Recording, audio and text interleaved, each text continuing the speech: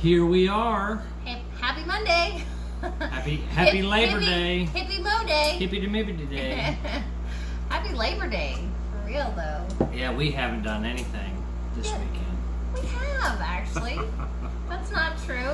We got both of the trucks done. Yeah, so we're going to talk for just a minute, and then hopefully Rob Bowling and his crew will get on here. But before they do, we did a lot of work on the pickup trucks, Tow Pig and the Tacoma. Did a full... Keep talking, I got this. Did a full rebuild of the front ball joints and suspension components and everything. Just to, we need that for pulling the car. Gotta take care of your tow vehicles. It's not fun. Nobody wants to do that maintenance. Nobody wants to spend money there, especially racers. That's not where we want to spend our money. It took a whole day to do the Tundra. It didn't have... What's up, Camaro? I was wondering who that was. How are you? I haven't talked to you in a bit. But, yeah, I had that Tundra's never had an alignment.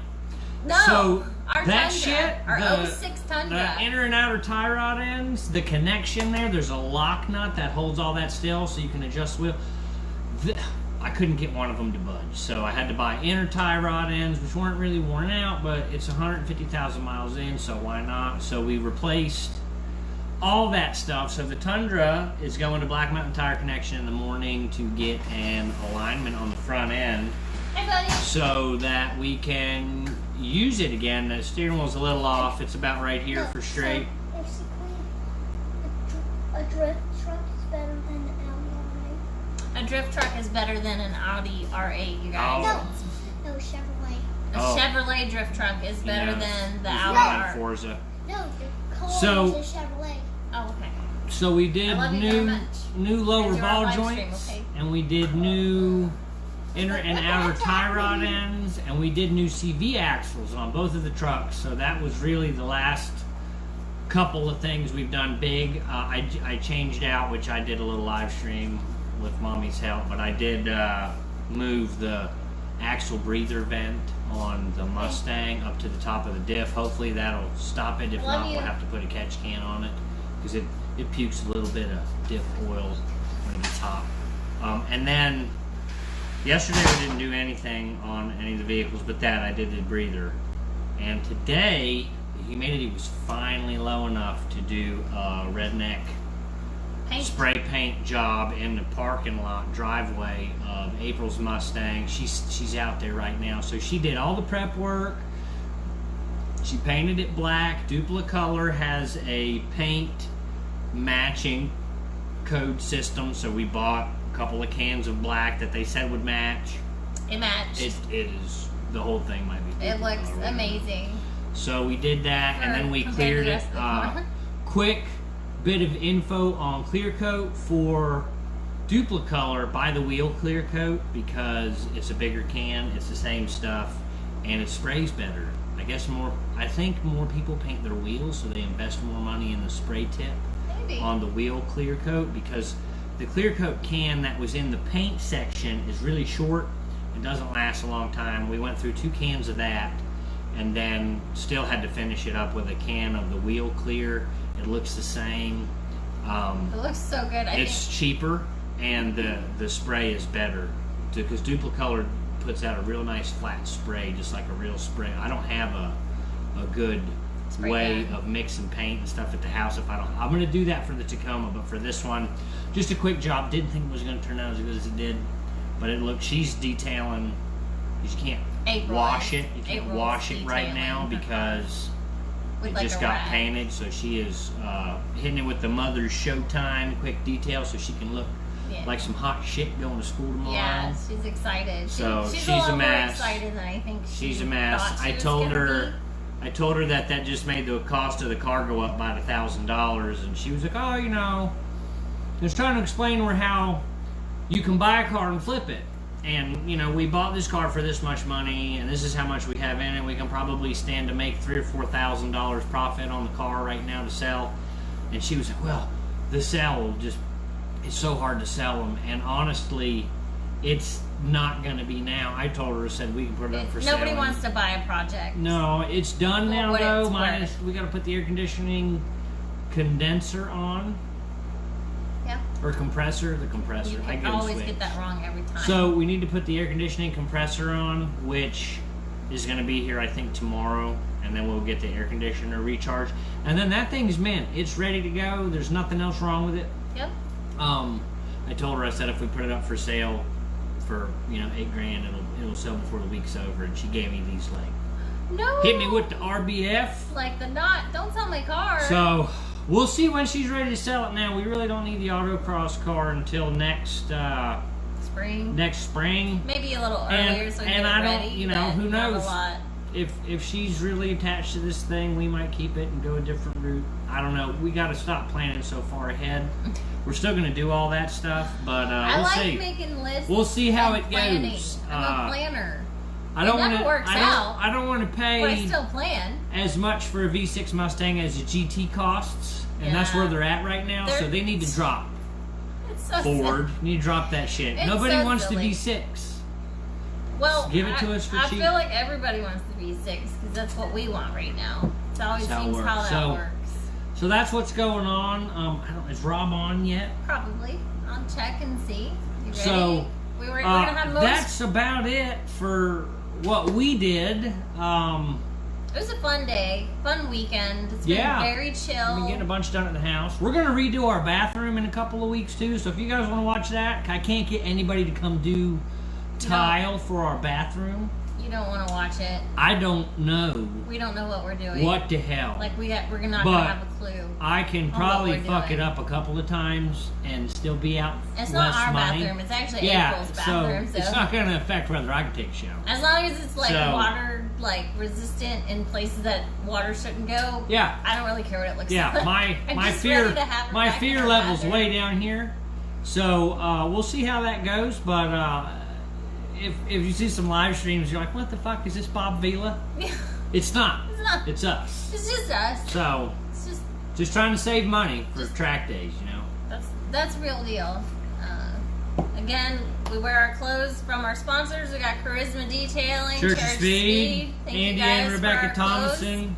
Hope you're doing good, Rebecca. She just had her second heart ablation, and she's tired right now. So if anybody lives down in the which part is it? Simpsonville area, Simpsonville area, and want to bring Andy and Rebecca some snacks, some food. Send her some pickles. Bring her some pickles. She'll take them. She likes pickles. Just let her know. And Church of Speed with Nikki Flores.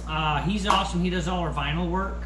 And soon we have April and one of her buddies are amazing artists, actually. April loves drawing, and Charlotte, her friend, she's an incredible artist. She's drawn some stuff for April, and it's just amazing. So we're gonna go really local down home for some of our artwork for stickers and shirts and whatever. So April and Charlotte are going to mock up some sketches.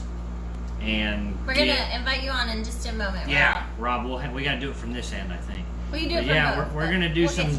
They're gonna do some sketches for us for some new stickers and decals and stuff for Church of Speed, which is also Church of Speed and Big Shot Sticker Company are like this. So Big Shot Sticker Company is the company that makes all our stuff for White Car. Okay. So we're gonna get see those. If I can get Rob on here now. Yeah, you should be able to. But we're going to get some new stuff from them. Have to now search for Rob. Done. Gold. It's not coming up. So, since it's not really coming up, you will. Can you request to come on? To join. But yeah, we're going to. I don't want to. You know, buy a decal or artwork or whatever from anybody else, so.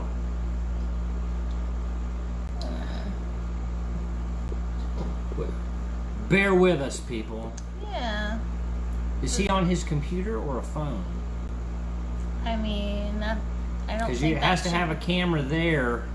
Are you on your desktop or are you on a phone, Rob? I need to be a phone with a camera. So there is typically a place where you can request to join a live stream, and it's weird it hasn't come on up yet. Anyway, Technical difficulties so for a moment. like I said, we're trying to have Rob Bowling and the Motorsport from the Masses to join us so they can talk about their program. They're on a laptop is what it says. So is there anywhere that you can click to? Yeah, request to join. Yeah.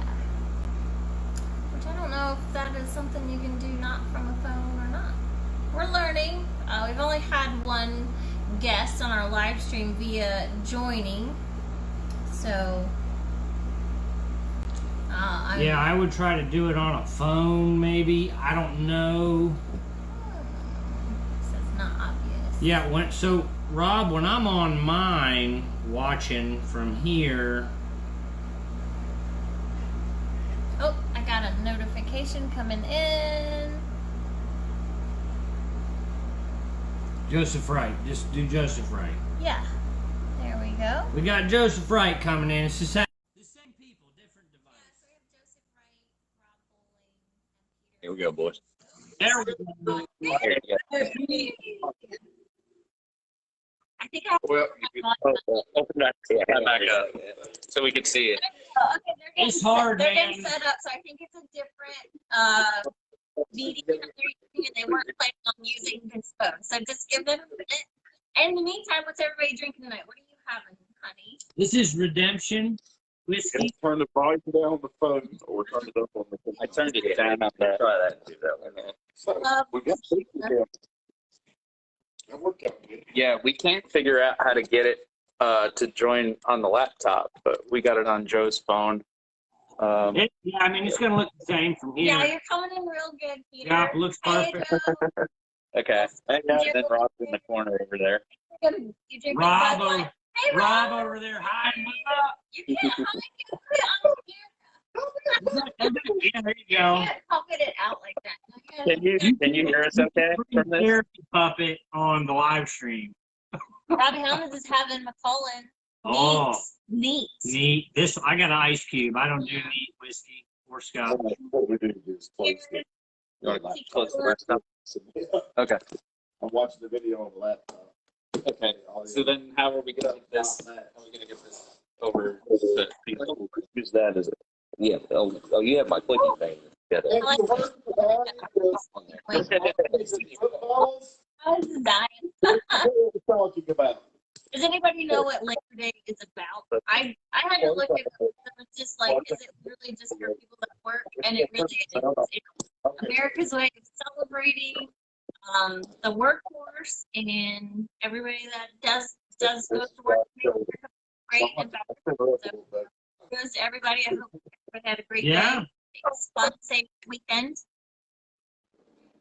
So we got Rob Bowling,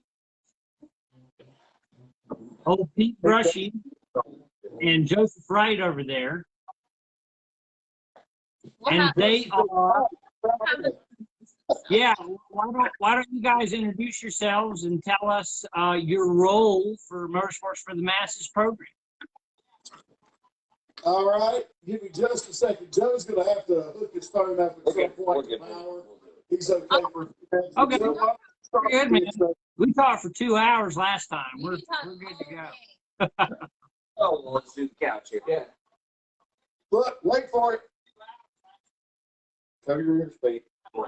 Cover your mouth, Joe. Okay, you can do the monkey thing. Oh, God. Very nice. Very nice. So anyway, we're introducing Motorsport for the Masses. We are a step up from autocross, a step below a track day.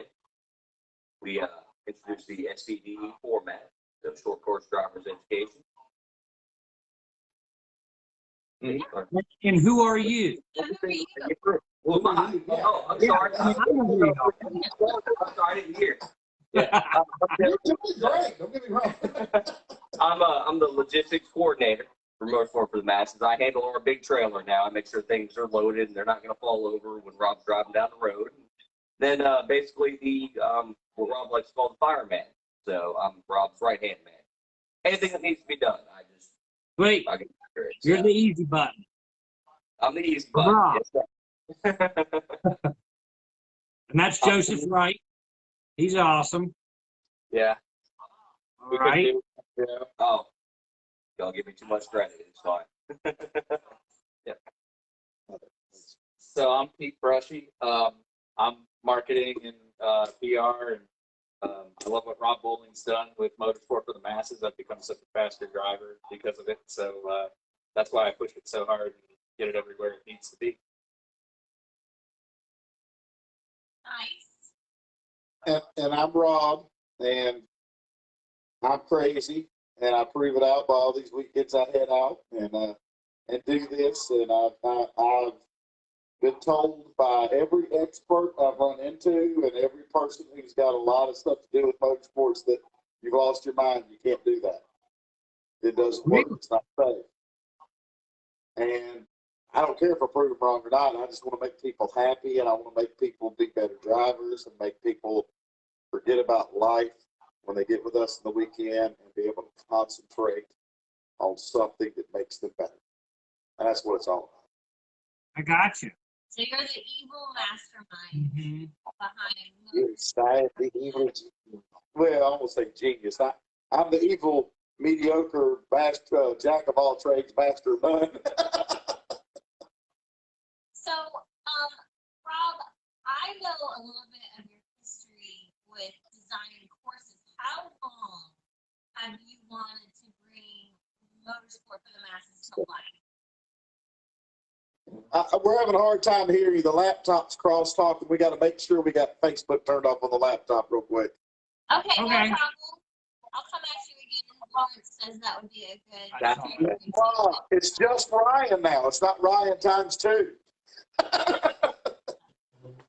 guys can't handle 2 me. It's okay. That would be too much. I will say this is the first time I've ever seen you with your hair fully down. And it's like, it's a good look. Girl. Yeah. She is the best looking guy I know. Oh, no, I was talking about you, Ryan. I've never seen you with your hair down. Not Ryan, Kyle. Oh, yeah, there we go. Her hair is naturally curly, too. She straightens it for some crazy. Wow. Well, my wife's the same way. So pressure. So what were you asking, Can Rob? you hear me now? I can't hear you now. Okay, Rob, so I know your story, and I know more than anybody watching probably. So can you tell me how long that you have wanted to bring Motorsport for the Masses to life? How long have you been wanting to do that? 1976 or 77? Really? Yeah. Man. Yeah. Long time. None of us were alive at that No. I wasn't that old, but I was 8 years old, and I was a fast reader, and I was an advanced reader. And so at the school I went to, it used to be a high school, but now it was just elementary, 1st grade through 5th grade. That was it, or 6th grade. That was it. And so in the library, they still had leftovers from high school. So there was all these older adolescent, young adult books in there, and I found one called Sports Car Racer. And I checked it out, I took it home, and I read it, and it talked about all the stuff we talk about. It talked about oversteer, understeer, 4-wheel drift. It talked about balance. It talked about braking, everything you could imagine. It was a fiction book that was rooted in reality. So there was a young man that had been troubled, and he got into motorsports instead. And there was these little bug-eye Sprites and Triumphs and MGs, all the stuff from the book was written in the mid-'60s, the heyday of the sports car. And they particularly talked about gymkhanas and autocross, but the one that struck me the most was what they called gentleman's racing. And that's when people went to a racetrack and they took their cars and they went out there and they drove. And if someone got behind you, you were a gentleman and you pointed them by. Yep. And to me, that was the ultimate test of the person, not who spent a lot of money, not who had the fastest car, who was absolutely the best driver, but who did the best for themselves that day. And it just stuck with me.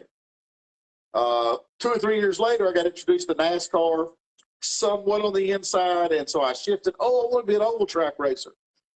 Didn't happen. By the time I was 19, I realized money to get a race. Play with that. Throw the shovel over into the fire of the trade, because you're going to be burning money. So I gave up. I honestly said, oh, well, it's never for you. Maybe you can get on a cruise sometime, and I helped some guys with some short track cars. And then in 2014, I was pretty depressed, actually. I'd been an audiovisual person. I'd been ran a recording studio for years, backup singer, voiceover artist. I've done a lot of cool stuff, but when the 29 recession hit, it really hit hard. And people that were coming to my studio spending $2,000 or $3,000 2 or 3 times a year were calling once a year going, can't wait for this depression to be over. So I was pretty depressed. I'd taken a job with UNCG. I was doing classroom technology support, keeping projectors and the stuff. I mean, I was making a living, but I was working as a temp. Everybody else in my department was hired, and I'd been there like 4 years working as a temp with the promise, oh, we're going to hire you. It never happened. And a buddy of mine said, hey, I got some tickets to VIR. You want to go with me? Well, I'd heard of it, never been there. And I went there, and it was the Ford SVT weekend with all these hot Mustangs and all these GT Ford. I mean, you name it. If it's a hot Ford, it's unbelievable. And that's the first day I ever saw track day.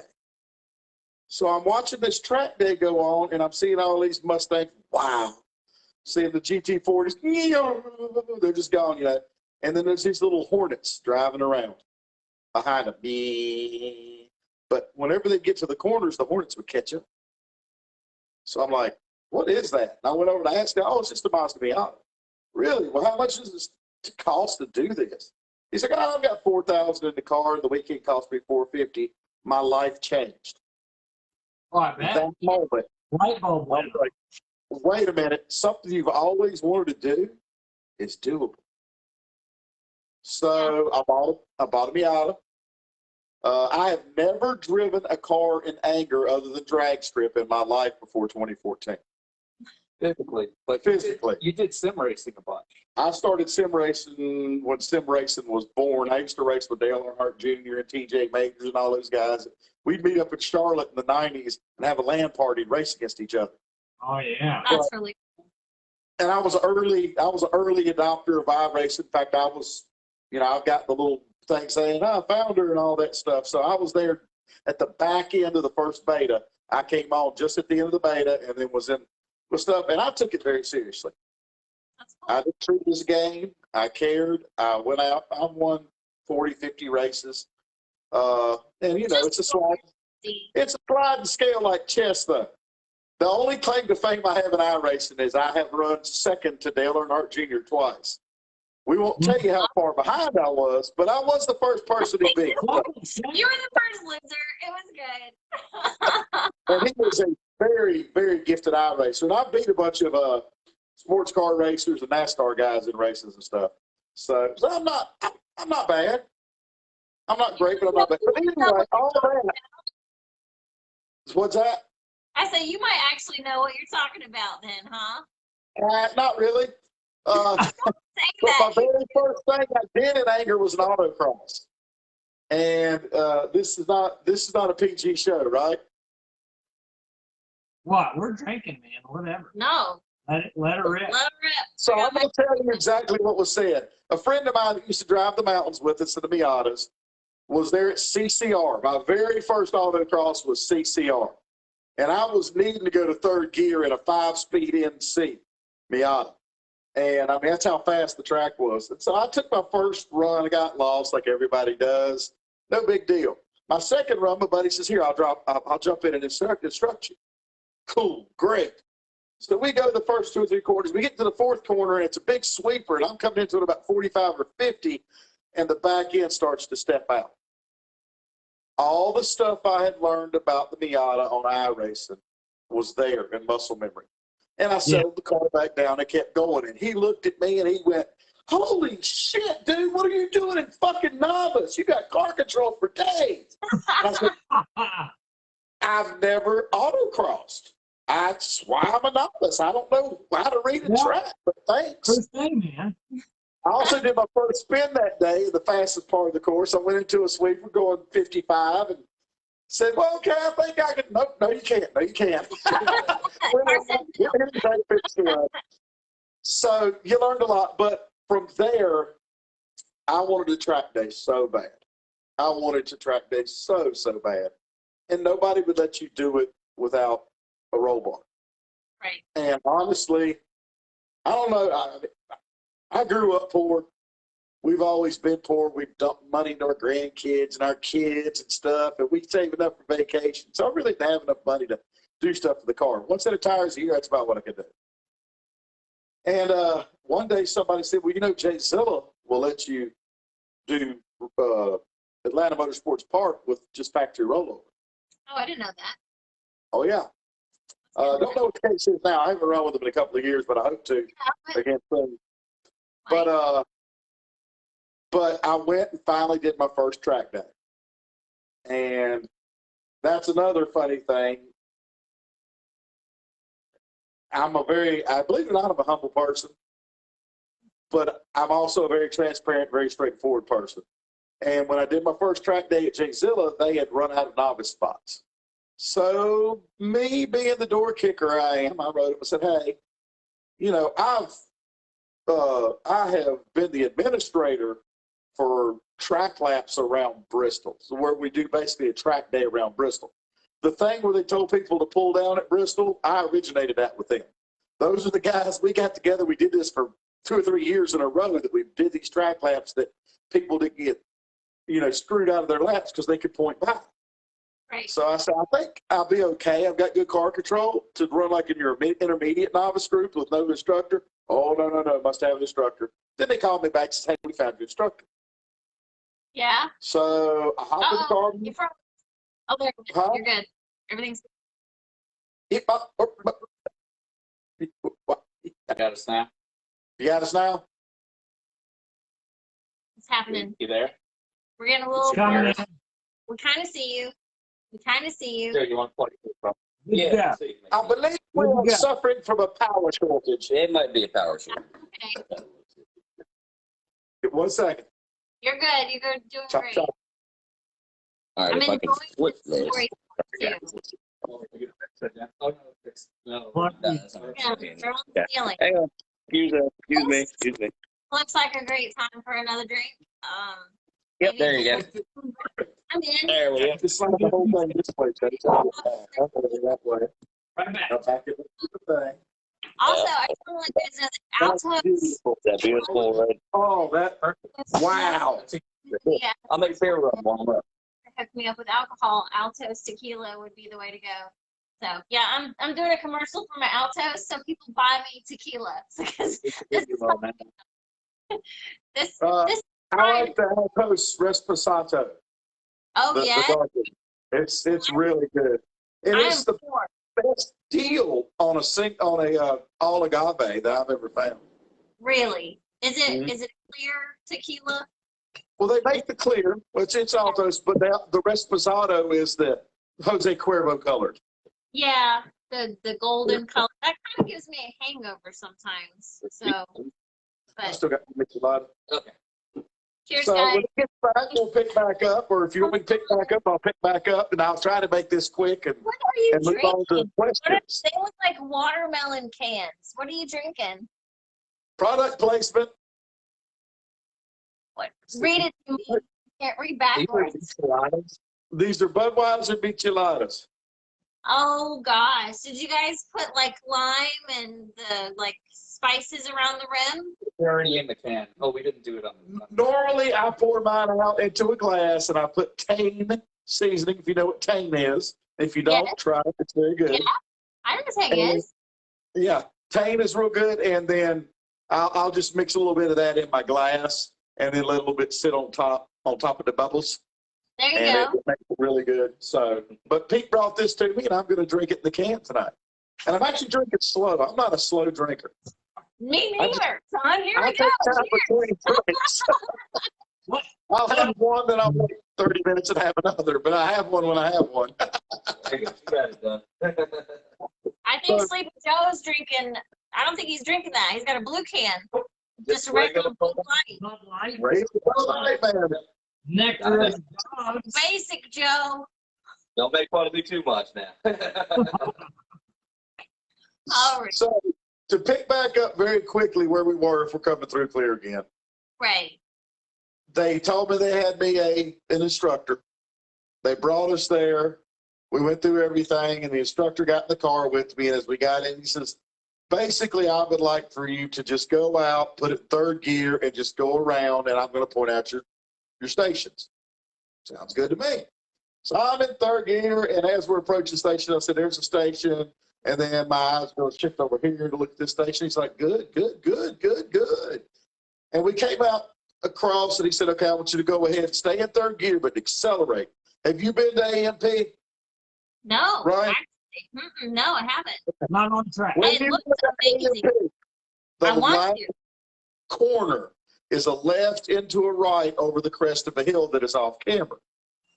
So the trick is, if you're not at full speed, it's no big deal.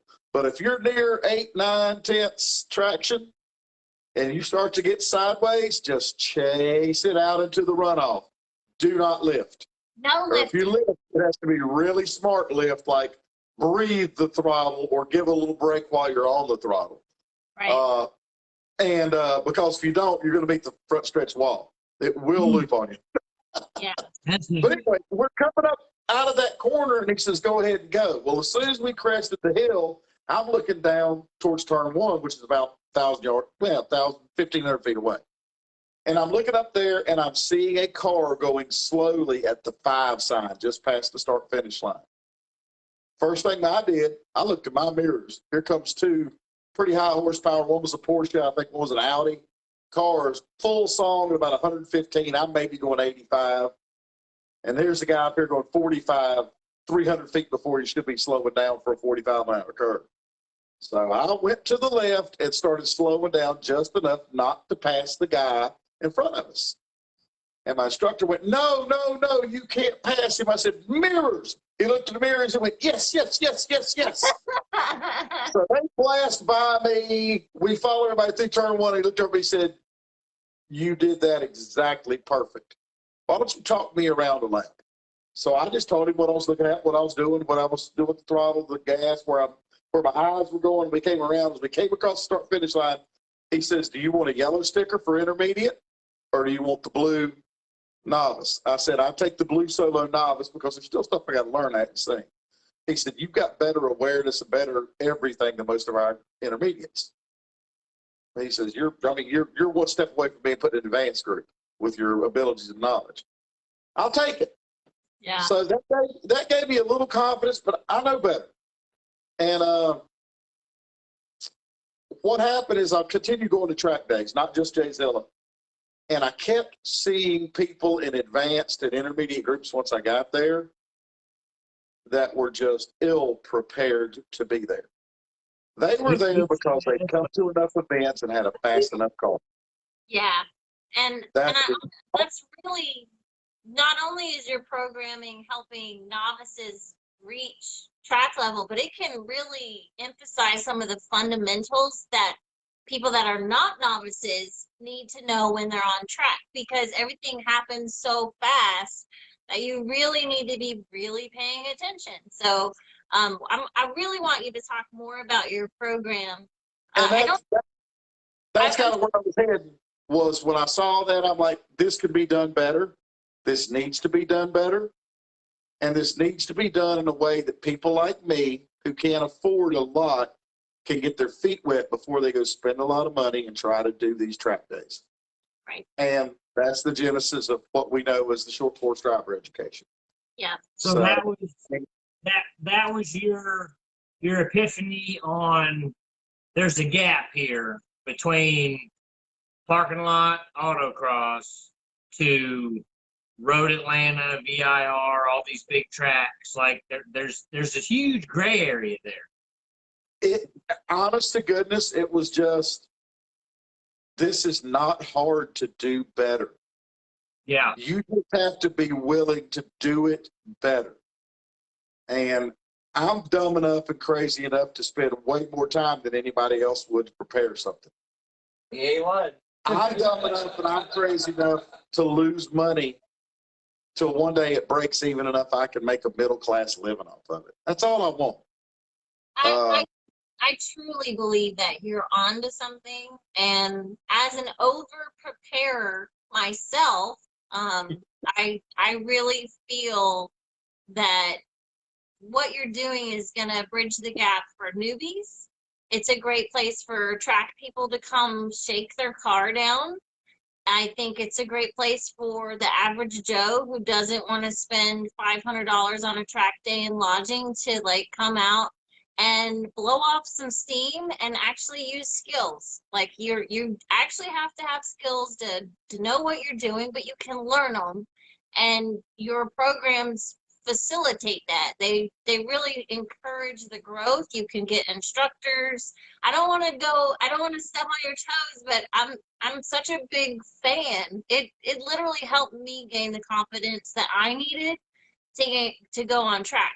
After multiple years of autocrossing, I took a year off just because I was in a place in my life where I needed to not be focused on myself. I needed to focus more on my children. But when I was ready to get back into the car, your two short course DEs at Franklin and at Winston-Salem showed me that I might actually have the skills to get back on track. Like I have this, I have it, I should go for it, you know? So it taught me so much. I like to know everything about everything before I actually get somewhere, and knowing flags and etc. Just, it helped me so much. So I truly believe in what you're doing. And I really think that in the next couple of years, it's going to grow exponentially. So that's just my little forewarning. My wife said it does.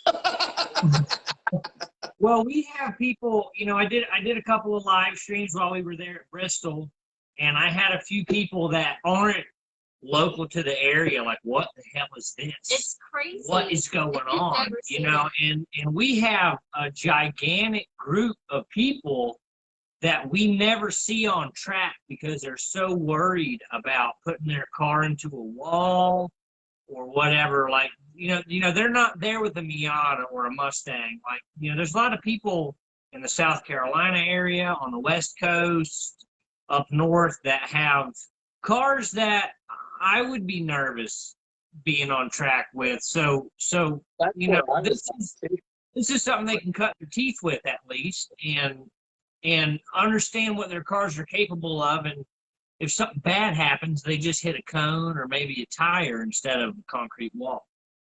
I have a daily driver, and I needed to get me to work on Monday. And I was doing 30 autocrosses a year to try to get the experience needed to get bigger opportunities. And this Motorsport for the Masses stuff came along. I went to the second event ever at Winston, and I went to dinner at Chopsticks with him that night. And I said, man, this is the most driving. I did an autocross season in a day. I'm going to help you out as much as I can to ensure the success of this organization, because this taught me more than I could ever imagine. And it's gotten me, I could go to an SCCA national tour now, where when my third event on the car was a national tour 2 years ago, and I came in like, 18 out of 20, and now I'm making the top 6, top 7 at a tour. And I credit it to how much time I've been able to drive, and as a volunteer, drive for free, just by sweating, which you got to do at an autocross anyway. So if you don't mind sweating and you want to jump on our crew, it's a great opportunity to get a load of time behind the wheel. And then there's more to it than that. I mean, it's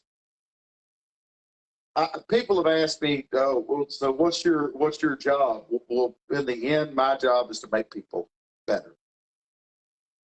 whether that's their life better, their day better, their driving better. It all comes hand in hand. My goal is to create a culture where people are so comfortable that they're willing to learn, that they're willing to say, there's more I could still learn. I'll spend my life there. I don't think for any second that I've got anything mastered. I'm not the fastest guy out there. I'm not the best driver out there. I'm pretty good at coaching vision, pretty good at coaching how to approach things. But there's so many people around me that are so much better than what I do. I'm going to throw out a guy's name here. Actually, several. I could throw out every one of the people who instructed for me. Ryan, Josh, Robbie Helms. But, you know, we've discovered through several events that Lawrence, shoot, I don't know if y'all know him or not, but We the do. people that do He was racing against Ryan at the hill climb. I might know him a little bit. Yeah. okay, He was has chasing the the hill gift climb. of communicating how to drive a car. Oh, Lawrence He is has a great made guy. so much change in so many people that we're just fortunate he's part of what we're doing. We're fortunate to have everybody. If I single somebody out, it's not because somebody else is not as good. It's because this is the particular thing they do that they excel at. Every single staff member that works for us, every single one excels at least one thing, if not two or three. And quite honestly, I mean, I'll be straight up. I'm a transparent guy. I'll always be transparent. You know, I spent a lot of years as a minister, and I have seen more life change and more people growing and helping each other in the last year and a half through our participants and our staff that I ever saw working in a church. Oh yeah, And it's such a family there. You know, it's very it's my dog. Bristol. You know, real close. You know, I just want to build a culture where people feel at home and feel like, you know what, this is fun. Now, what we do is a destination for some people. There's a few people that don't care about track days. They're tired of autocross because Right. They gotta work. we don't like autocross. It's hard. I don't remember things as well as I used to. I'd rather spend my time learning a track for 10 or 15 laps and then perfecting it, not trying to learn it in 2 runs, perfect it in the next one, and then what? I need to what? Chase, I don't chase cones. I'll go work your grid. You know. Right. So, and I like the autocross. I love 2 or 3 times a year just go out and do it, see my friends. I did one with Tar Heel earlier this year. Last year we did some with Triad. Haven't been to CCR in forever. Well, actually, Joe and I did one last year. Joe and I went and did one at CCR last year. So I still like to do it, but it's an exercise of futility for me. Autocross is the hardest motorsport because typically you get 3 runs at a brand new course and you've got to run it as hard as you can. There's no time to figure it out. Just based on motorsport for the masses, you're going to get like 10 runs typically in one session. So you can figure it out in your first session. So you get an instructor if you need. You know, that's you don't get that at all. I love autocross. I think it's really good to keep your brain, like, you know, just keep it sharp, get some seat time and stuff. But it's not my favorite motorsport, but I have one locally, so it's really dumb for me not to do it, especially for the seat time. And but Highlands is great. I love Highlands. Highlands is challenging because it is a smaller course. It's a lot different than a lot of other autocrosses, and it has elevation changes. The pavements, you Got know, horse shit on it. You don't really know what you're coming in for your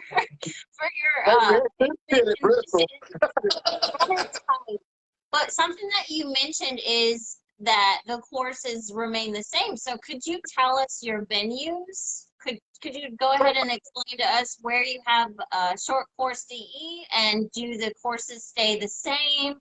How long are your average courses? What's your average amount of corners? That kind of stuff. All right, well, we'll start with the original course. That's Franklin. It's 12 corners. It used to be more, we opened it up a little bit, so you would recognize. Well, you would recognize it because the elements are still in the same spots. But like Yeah. the front stretch, you could come. It's just a nice 90-degree sharp corner getting on the front stretch. So you're coming off of a back stretch now Yeah. that you can get up to 55 or 60, and then you've got that little corner to make, and you come off of it 40. So Right. you're going from 40 to 60 again down to turn one. It is a very drag strip course. Really? It's corners connected by short drag strips. Okay. So we got front stretch, so we have the S's, then we got a carousel, then there's a drag strip that's about 300 feet long, a horseshoe turn, a drag strip that's about 275 feet long, and then just a little connecting shot, and then it's 2 more straightaways with just the 90 in it. So 410. it's 4.44 miles. It takes about a really fast car gets around it in right around 39 or 40. Then Wow. And then our next step up is Darlington. Darlington, each tires, we've only done Where one. is Darlington? Like what What's that? town? Where is South Darlington? Carolina. South Carolina. Like where they ran the Southern 500 yesterday. I get that, but I'm just trying to a local town. Okay, Florence, it's about an hour and 15 east of Columbia, Okay. about 20 minutes north of Florence, and it's about an hour south of Rockingham, North Carolina. Okay. So it's fairly well located. We get people from Charleston, South Carolina, Myrtle Beach, Raleigh, Rockingham, Charlotte, Fayetteville. We got a few folks that come from Greenville, South Carolina occasionally, and we get a lot of people from Columbia. So, but it eats tires. That's the only problem with Darlington. The pavement there. The pavement there is a cheese grater.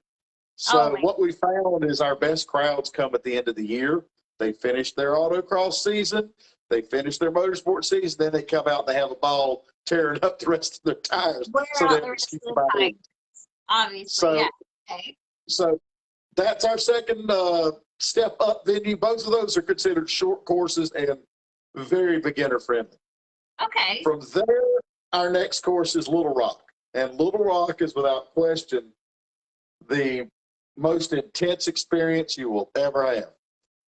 It's hard to explain. It's got 2 sets of corners that are banked, one of which we run the full banking, and it's steeper than Martinsville. So it's a pretty steep bank. And then at the other end, there's a hole not totally unlike Laguna Seca. We call it the dive, and you come off the top of the track down to the bottom out, and then go back up before you take a super hard 90. And the way the compression works, you could flat foot through there if you have the skills. And it's awesome. You'll get about the same speeds we were getting in the straightaways at Bristol too. Wow. Going off into that first corner, and it's the S's are very flowing. It doesn't pinch anywhere. What do you say, Peter? I've never driven it. Oh, that's right. Pete never got to drive it. Sorry, I had to dig at him a little bit. Anybody else will tell you it's driven. Ask Robbie Helms or Josh Smathers. It is a hoot. I can't. You need to come drive it for the fun of it. What's that? Is Little Rock in Arkansas? No. Oh, no. It's at Rockingham, North Carolina. Okay. I know where that is. The way that the track is, you've got the main Rockingham Speedway that everybody knows that NASCAR ran on. They built this Little Rock facility behind it. So Rockingham is a mile oval. Little Rock is a half mile, sort of clone of Martinsville Speedway. They built it when NASCAR outlawed testing at active NASCAR tracks. So Rockingham's like, oh, we're going to get some money. We're going to let teams test it.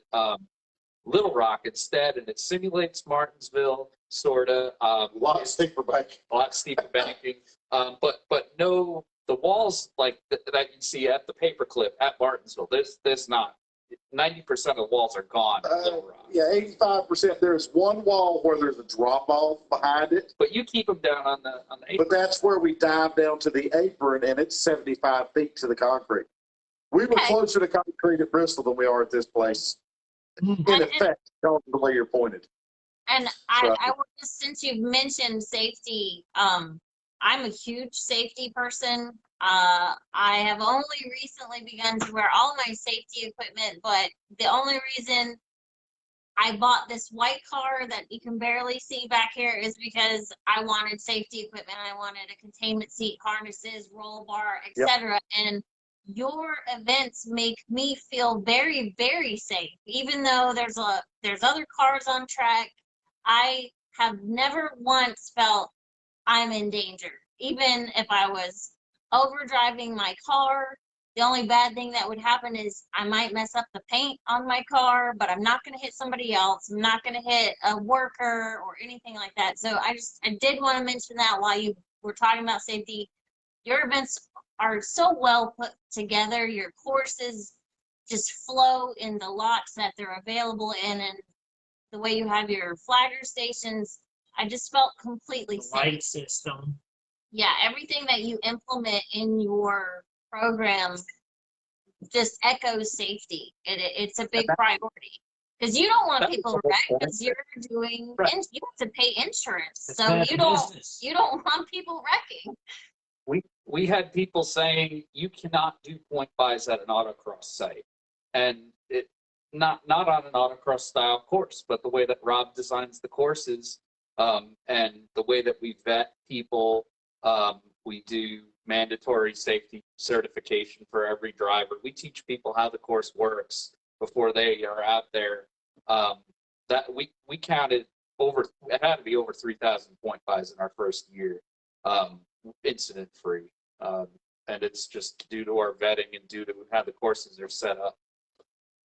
A lot of it, I mean, don't get me wrong, Narad. If we look at it for what could happen, absolutely. You drove between a telephone pole and a big chunk of concrete with about 60 feet of space to get between them. If you blew a tire, something like that, you might get hit that concrete. But we did take the extra step. We put water barrels in front of it to cushion the impact. One of the things I say is this, and I have to express it to my wife because she is scared to death something's going to happen. Our job is to minimize the chances for something to happen, and that what does remain, we need to make sure we minimize the chance for someone to get hurt. If you drive motorsports, you're going to dent and tear up cars. That is going to happen. It's a given.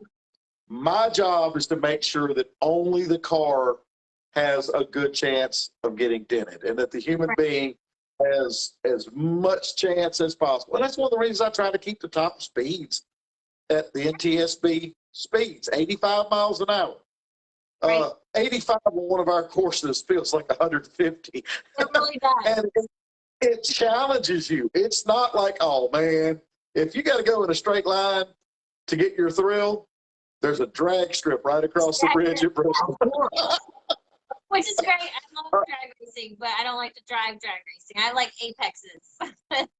Exactly. So, you know, we understand eventually somebody's going to have an incident.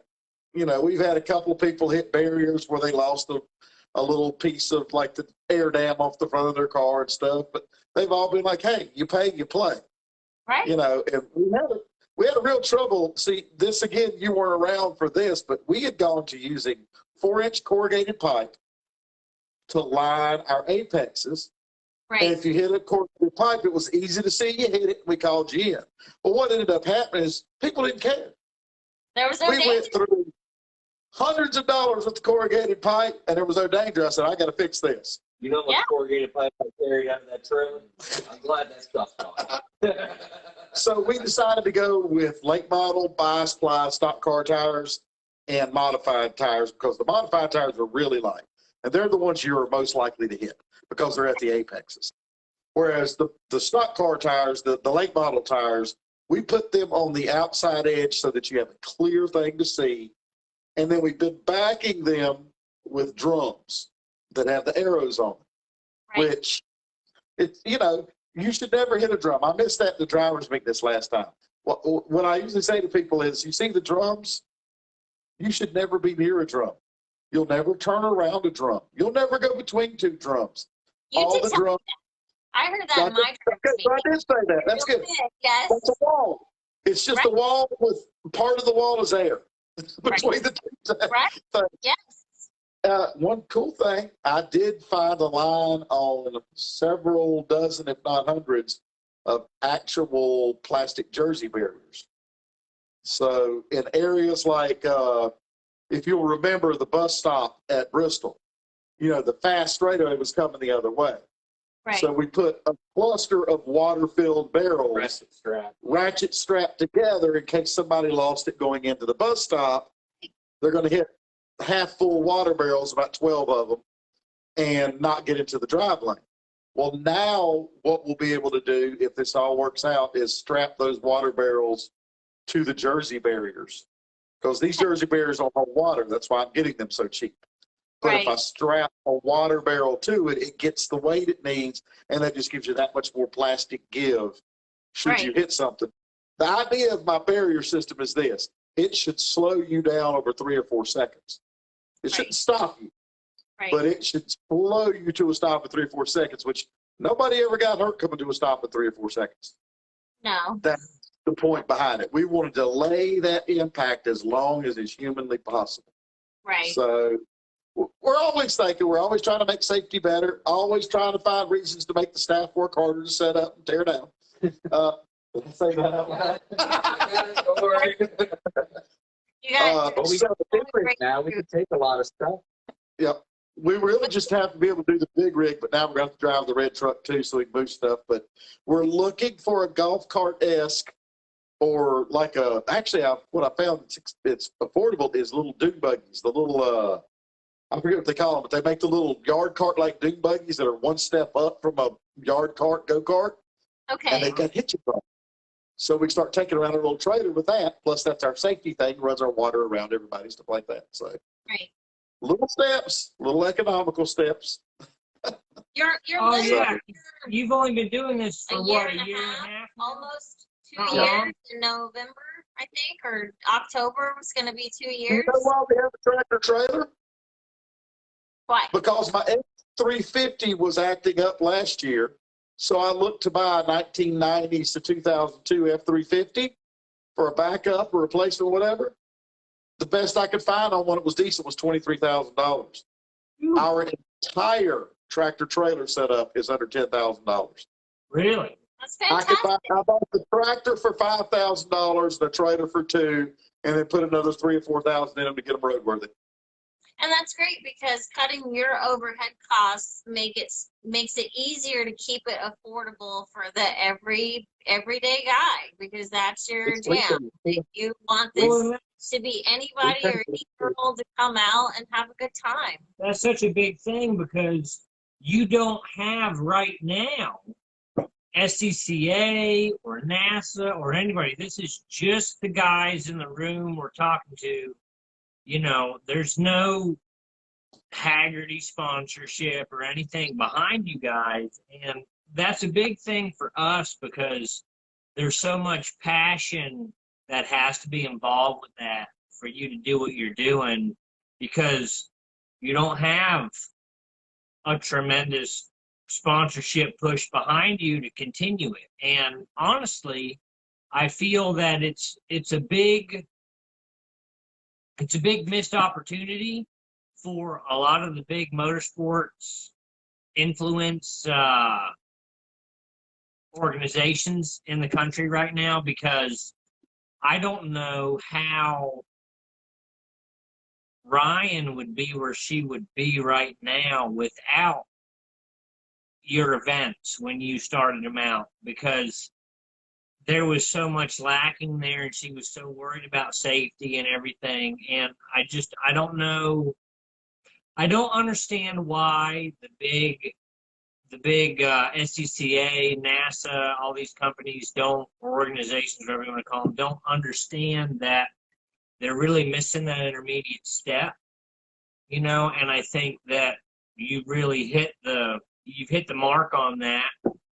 And I know it's probably a lot of trials and tribulations and pains and growing pains right now for you to get it off the ground.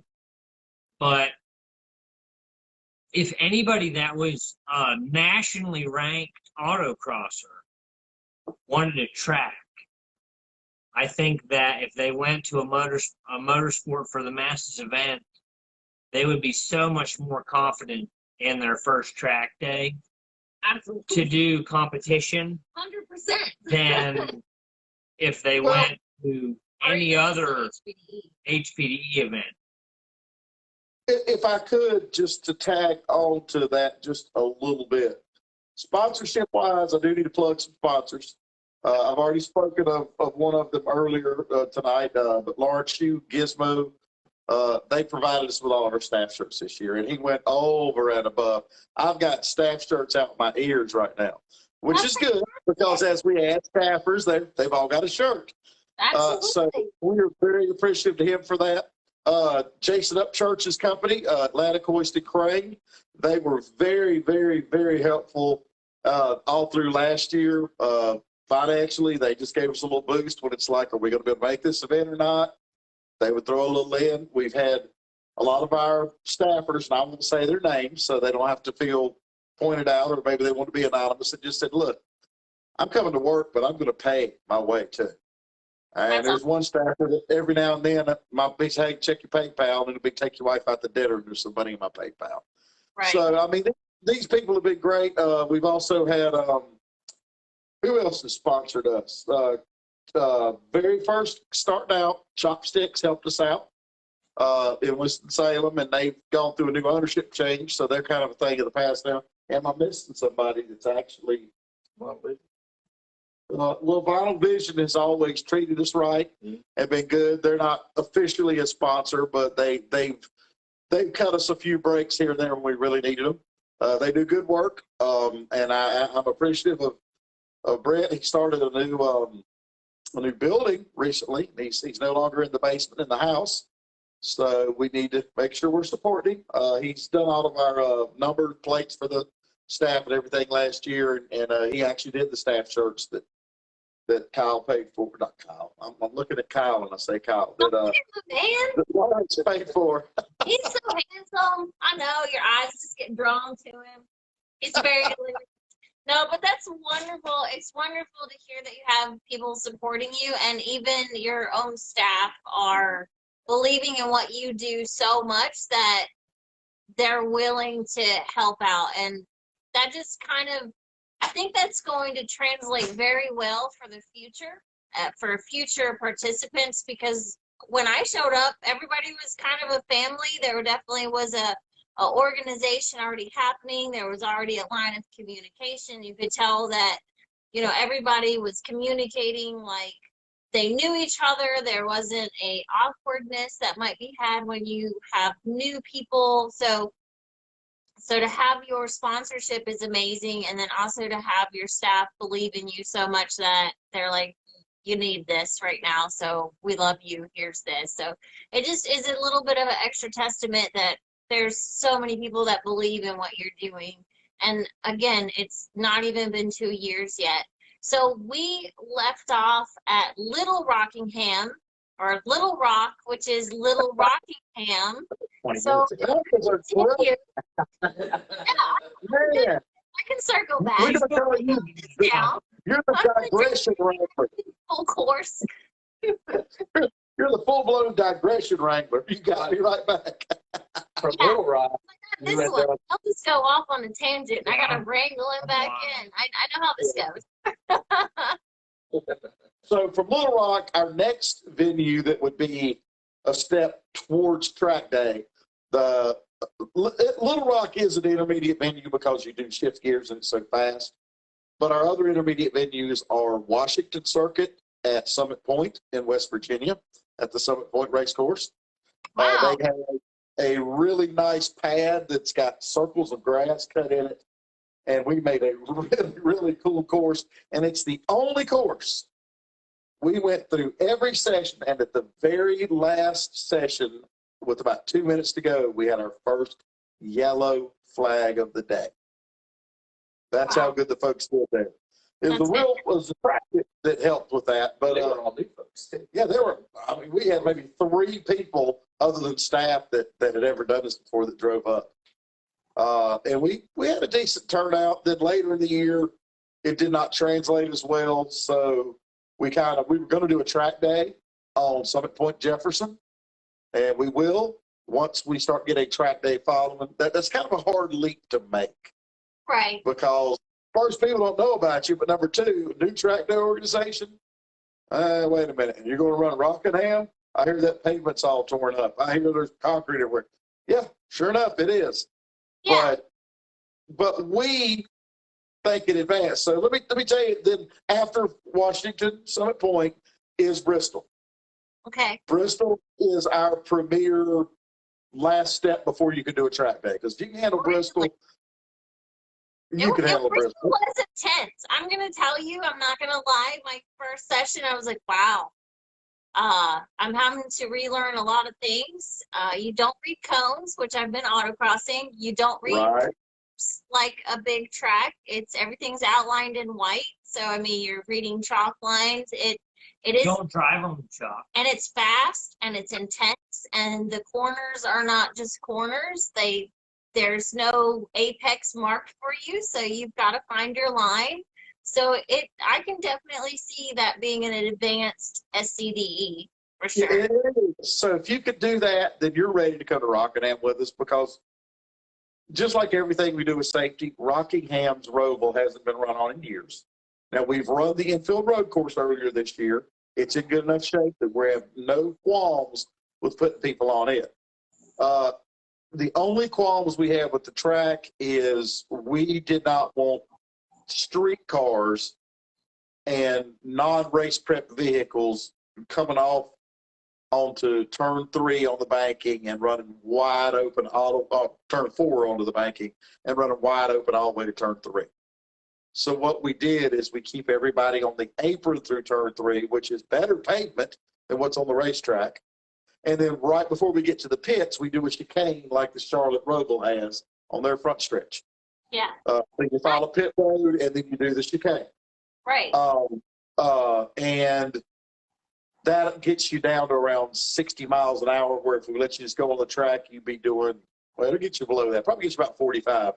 If we just let you go from where you dump out on the track, your Mustang would be going over 100 right there. So you're barreled off the corner to 125. Your race car, you'd probably be okay. But why do you want to abuse a car that much? So what we've got is, so choosing your line, you should come off of turn 2 at Rockingham, where you're actually having to drive the car. Getting there, it should just be a time to relax, do some pointing by, stuff like that. And then you run the infield road course, 1.5 miles. We anticipate the faster cars will be seeing 120, 125. Wow. It's track day. This is a track day. This is Motorsport for the Masses' very first full track day. And we intend to follow up with hopefully CMP to get to some folks a little further south, or someday maybe we'll do Road Atlanta, but we're already talking with VIR, and a good soldiers organization, Racing for Heroes, is going to get involved with us doing some stuff up there where we administer, and we're doing a fundraiser for them. So and the other one will be Summit Point. Summit Point next year, we fully intend to do a track day. Our goal is 4 track days a year, and maybe 5, and then the rest SCDEs. And we're going to do some competition. We tested one at Little Rock last time, and people loved it. It was outstanding. It was as grassroots as it gets. And when people are slapping each other on the back and giggling and laughing about stuff, and it even got Josh Smathers a little upset about the way we did it. So we're doing it right. If he's that's great. That's the most competitive man in the world. But a guy jumped the start on it, and I had to make sure. Wait a minute. But yeah, when you get the whole paddock stopping what they're doing and watching what's going on the track, and cheering, it really got something special. So I mean, Little Rock's neat because you can kind of see what's going on from everywhere. But I mean, everybody was just like, they went to the fence and they're watching to see who would win this race. And then when we flipped it, it's a chase. It's a tollgate chase, basically. 100 feet apart, drag strip start. Whoever gets back to their line after 2 laps first wins. So we put them far enough apart that they're not going to catch each other. Or if they do, the chase car won. So Right. once you're up to a consistent one lap behind them or one car length behind them for a lap, you've won. Right. And man, they had a ball, and everybody was so evenly matched. It Yeah. didn't matter what car you were driving. It was like we were like that track's like a second and a half to 3 seconds apart with a good driver. Yeah. Tops. And So you got to win the game. that's And kind of a testament to for your ability to design tracks as well, right? Oh, look at him being all shy. It's okay, Rob. What you have is amazing. You should know that by all the people that are dedicated to what you're doing. And I just wanted to touch on, so we're not only talking about novice short course driver educations, you're trying to create a whole program where people that can come in on a smaller short course, work their way up to an intermediate, to an advanced, to an actual track day, all within your own program, where they're going to see familiar faces at every event. They're going to be able to maybe hook up with the instructor that rode with them at one event and will be at this next event. So you're really creating a nurturing environment for motorsport. It's amazing. I'm really excited to just have been able to do that and showcase what you're up to. I think it's awesome. Cool. Well, I know you like your hill climbs, and I want to hill climb so bad. I've got a little work to do on my little black cart, and I think it'll be ready to go do it. I won't be competitive because it won't class right. Although we're talking about a case swap, maybe. Who knows? But anyway, Big discussion about that. I want to go do it just for the experience. I want to do it for the camaraderie, for all the stuff I've heard about. Brad Gates and I go way back. Really? He was my first. He was at Chippendale's for his birthday. Oh, stop. We pick on people that we like. So if we're picking on you publicly, we like you. And We said nothing good about me. Where's my hate? Come on. But anyway. But Brad and I go way back, and he loves his hill climbs. Oh, yeah. And he was the first guy to get me to thinking about doing it. And I want to support him if I can because, again, he kind of opened some of the doors to let me know that, yeah, Rob, you can organize stuff. You can do this because we work together without even saying we work together on stuff like Miatas and Boone. And then, you know, we started doing some of his fundraisers he was doing for the animal shelter. We'd support that. And he's a very like-minded soul, and I'm looking forward to getting out there and come to Kentucky. I really want to come to Kentucky to do it. Oh, yeah. Pine Mountain is a good spot for a car with one straight line speed. We also want to host 2 or 3 tune-up style events for hill climbers where you come out and do a run around a couple of our more advanced courses to practice for your hill climb stuff. Just to get those corners coming at you one after the other. So when you go to the hill climb, it's all slow motion. Right. So that's the thing I've heard the most from track day guys is like, I went to VR and I was waiting for the corners to show up. Absolutely. Oh, yeah. Between Street and roller coaster got so much further.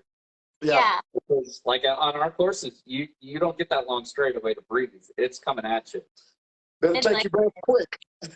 So fast. It is so intense. I had a student at Bristol that I had to repeatedly tell this driver this was not an autocross course, that I realize that what you're doing is very good for an autocross course, but you're going to run out of brakes, person. I was nervous.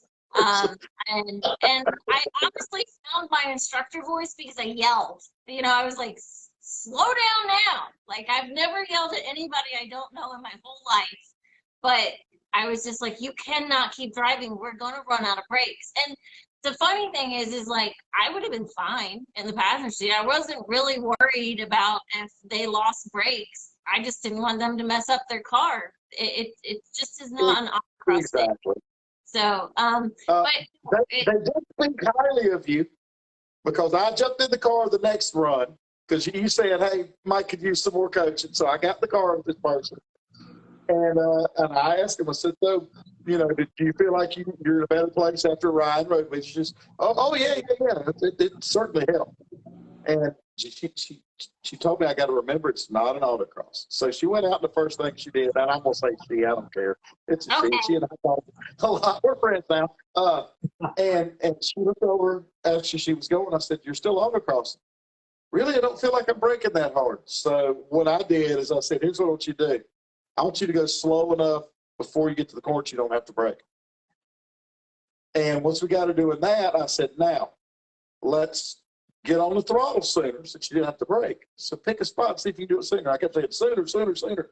Before it was over on the long straightaway, she was shifting 150 feet earlier. Nice. And she's, oh my, this is so much faster. I said, there you go. That's what she was trying to tell you. Right. There's nothing to gain racing a clock by driving deep in a corner. No. There's an appropriate depth to set you up perfectly to come off the corner and make the straightaway as long as possible. She was a different driver the rest of the day. What you had instilled in her, I came in and gave her some practical application, and she's like, ding, it all makes sense. And she was a change driver. We see it And too that's what working you for get at when your events is you have the opportunity to have multiple instructors. You're not signed up with one instructor all day, so you could ask a different instructor. People are available, and even people are like, oh, you're so like they tell me I'm doing great, but I still feel I have a ton to learn. And anytime I can get somebody in my passenger seat just to give me eyes and tell me what they see that I could improve on, like having you in it, it's like look farther ahead. And I feel like I am, but this is literally the person that designed the course. It means I'm not making the turns like I should be. So there's always something to learn by getting somebody more experienced in your passenger seat, and it's awesome.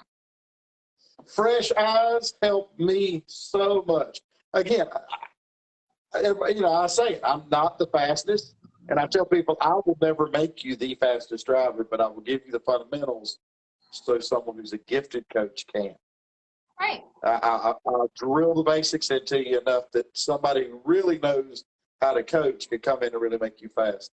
And that's one of the other things I'll touch on this, and then if you got any more questions, I'll answer them. But the last thing I want to interject is part of our philosophy. It's kind of a meeting of the minds between NASA's super structured, you drive with an instructor, and finally we check you off. And Track Night in America's be smart, don't do anything stupid, go have fun, which is really pretty much what they give you. And that's an approach that's working okay for them. Nobody tore anything up too bad at VR.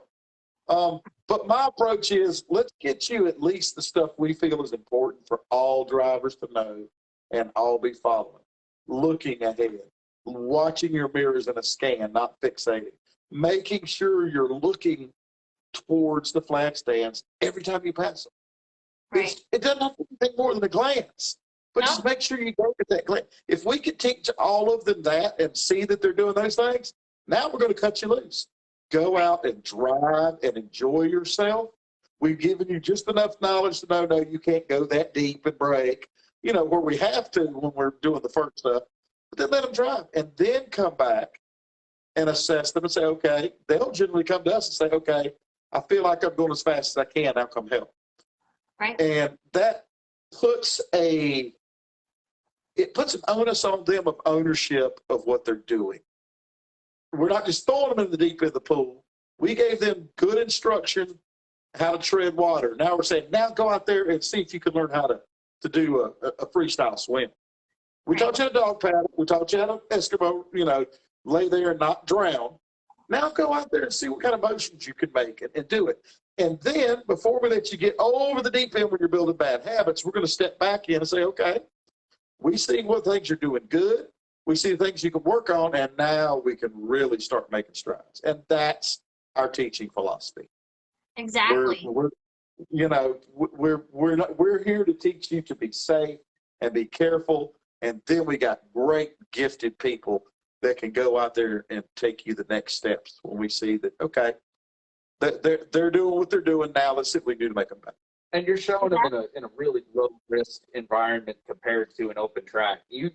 Rob, you've made the most comprehensive, all-inclusive driving culture, and then the clearest progression from a parking lot to a race course. I agree. We'll get to take said October 2nd. We were on the race course October 2nd. And I think that's just something that's missing from a lot of the other motorsports organizations out there, and what makes motorsport for the masses unique. I think it's the culture, and that's what's going to make us or break us, because if we do this well and we create the path, NASA, a few others, we'll look back and go, okay, is there something we could be doing here to capture people sooner, earlier in the progression? So the trick to that is our culture. If we've created the proper culture and we've created the proper program that's doing what we said we wanted to, there'll be enough people that that's the fit they need for it to go around. Right now, there's a lot of track day organizations, and none of them are suffering. They're doing okay. They're getting enough people to be profitable, and eventually that will probably start to happen with this as well, if we're really and truly successful. And it is enough people like you are saying the kind of things you're saying and agreeing, there's going to be a demand for it greater than we can fulfill. Maybe I'll franchise. That's what I'd love to do. I'm hoping. Is franchise this out. I can't wait to see M4TheM on the West Coast. I don't even know who you're going to get to run that, because I don't know if you won't be taking a flight every other week just to go check on it, because you're kind of a control freak, Rob. So I know that's how that's going to work for you. I'm not a control freak once I see competence in the people that I've handed control over to. Right. People make fun of me because, well, Rob, don't even do it until Rob gets here, because you know he's going to change it. And the thing with Rob is this: it's here. It's hard for me to get it here, but if you watch me do it and let me talk you through it as I do it, now you've seen it, make it better. That's what I tell everybody. See my way through the end, see what I'm envisioning by letting me do it, then make it better. And sometimes you're onto something. You get it right on the first try. Well, sometimes, but sometimes there's been a lot of people help me with a lot of stuff that have made it better. And that's what I try to say to every one of my staff members. You make us better, because they did. And it's their hearts, their willingness, their skills. Yeah. They're what make us. I've just got the crazy ideas and so much work. Right. And you have a great staff working for you. You really do. I'm fortunate to know a handful of them, and they believe in what you're doing, and they're listening to you, and they're not idiots. So they're kind of, taking what you want them to do and making it a little bit better, like you asked them. So it's really great. We can party like idiots. We work hard and we play harder. That is a given. And that's Ryan, that's goals, right? Life goal. Play hard, work hard, play hard. Yeah, let's get Joe. Joe's the other. I just want to touch on the culture some more. I mean, without giving my whole life story, motorsport for the masses literally saved my life, and I mean that literally. And that's a story for another time. But if you have any viewers or anyone that follows Ryan Cheek Racing, anyone, female, male, anyone, please come see our culture. Do not be shy. Please come be a part of our family, because it is the most welcoming thing that I have ever found in my life. I mean, yeah, you're going to get faster on track. You're going to have a ball. But the camaraderie you're going to feel and the love you're going to feel, if you're that shy person that's got a little anxiety, maybe your life wasn't, didn't go 100% the way you thought, come hang out with us. We accept everyone. If they accept me, trust me, just please come check us out. Our culture is second to that. So. Absolutely. I got to meet you at Winston-Salem. I believe you were driving an Acura Integra, and I think your cousin was driving a Volvo, and I actually got to, my brother. Yeah. got to coach your cousin. So I followed your story through all this, so I know what you've been through. I'm going to tear up, but I'm really glad that you have found a family that welcomes you and makes you feel like you have a purpose, because you're awesome. Thank you, Ryan. You guys are so awesome, and this is my family. This is my family. So that's awesome. These are no longer friends. This is And my camera shy wife. We don't exist without her. Absolutely. There's so many reasons we don't exist without her. But she has a hard time at the races. She sees danger around every corner, which that's her job. that's her job at work, her day job. And, you know, that she can't help but it carrying over, but it's saved our bacon a few times. It's caused a few ruffling of the feathers where we want to pull our hair out. But in the end, without her, it doesn't happen. And without people, again, we're so fortunate to have you and Kyle sitting here telling people we believe in this. Well, we do. Because, it's true. but because, though, you're, you know, I'll use one of those fancy new words. You're an influencer in your circle. You are. I mean, you know, none of us are going to go blow Instagram wide open tomorrow because all of us are too real for that. But yeah, we cuss too much for that. Yeah. I drink too much. But in honesty, I mean, the kind of people that is our target are the kind of people that are influenced by people like you. It's all one big circle, and I'm just fortunate that we've gravitated, had some people gravitate to us that are cut out of the same cloth we are, that will say, you know what, people are going to take what you say. That's the other thing with sponsors. They have no idea the brand loyalty that this little organization that's probably 600 people have actually participated in. And then we've got, you know, over 1,000 in the group and 1,500 followers and likes on Facebook. They have no idea the brand loyalty of those people.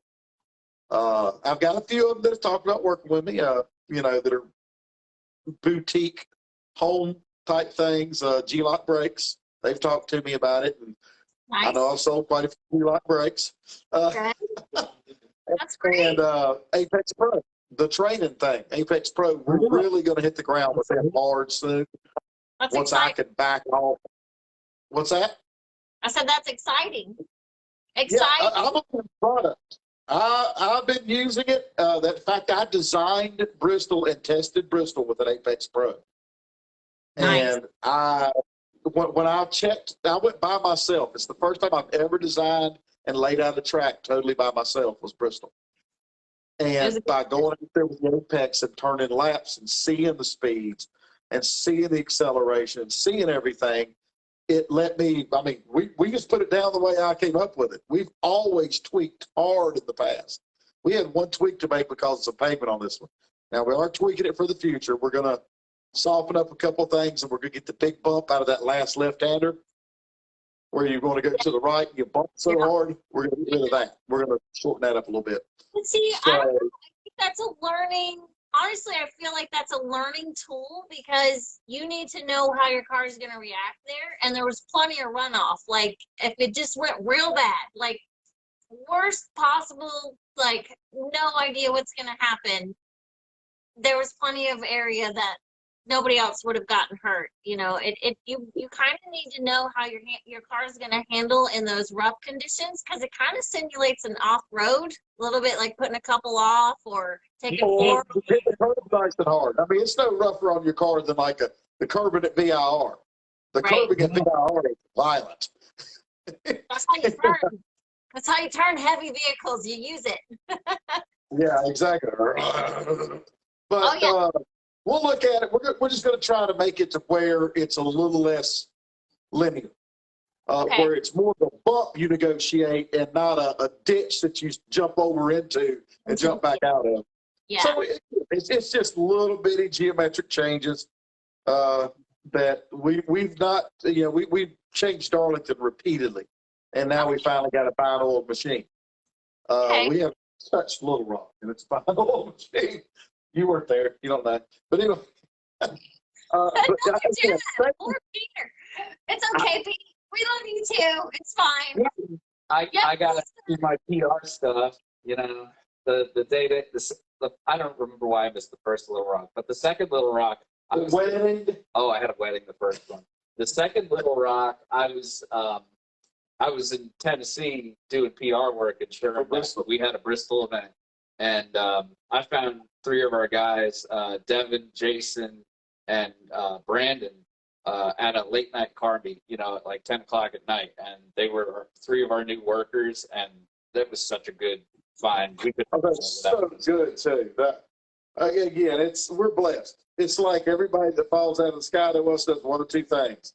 They come on board and they're fantastic, or they go, ooh, this is serious, walk away. Either one works. So I guess. Pussies. yeah, well, no, I mean, I'd rather have somebody say, you know what, this is not something that I'm really cut out for, or this is more work than I anticipated. I want people, and it's funny, we got one of our workers, Jordan Mamara. Oh my goodness. Every time he comes to an event, he says, you know, I still like driving, but I like everything else better.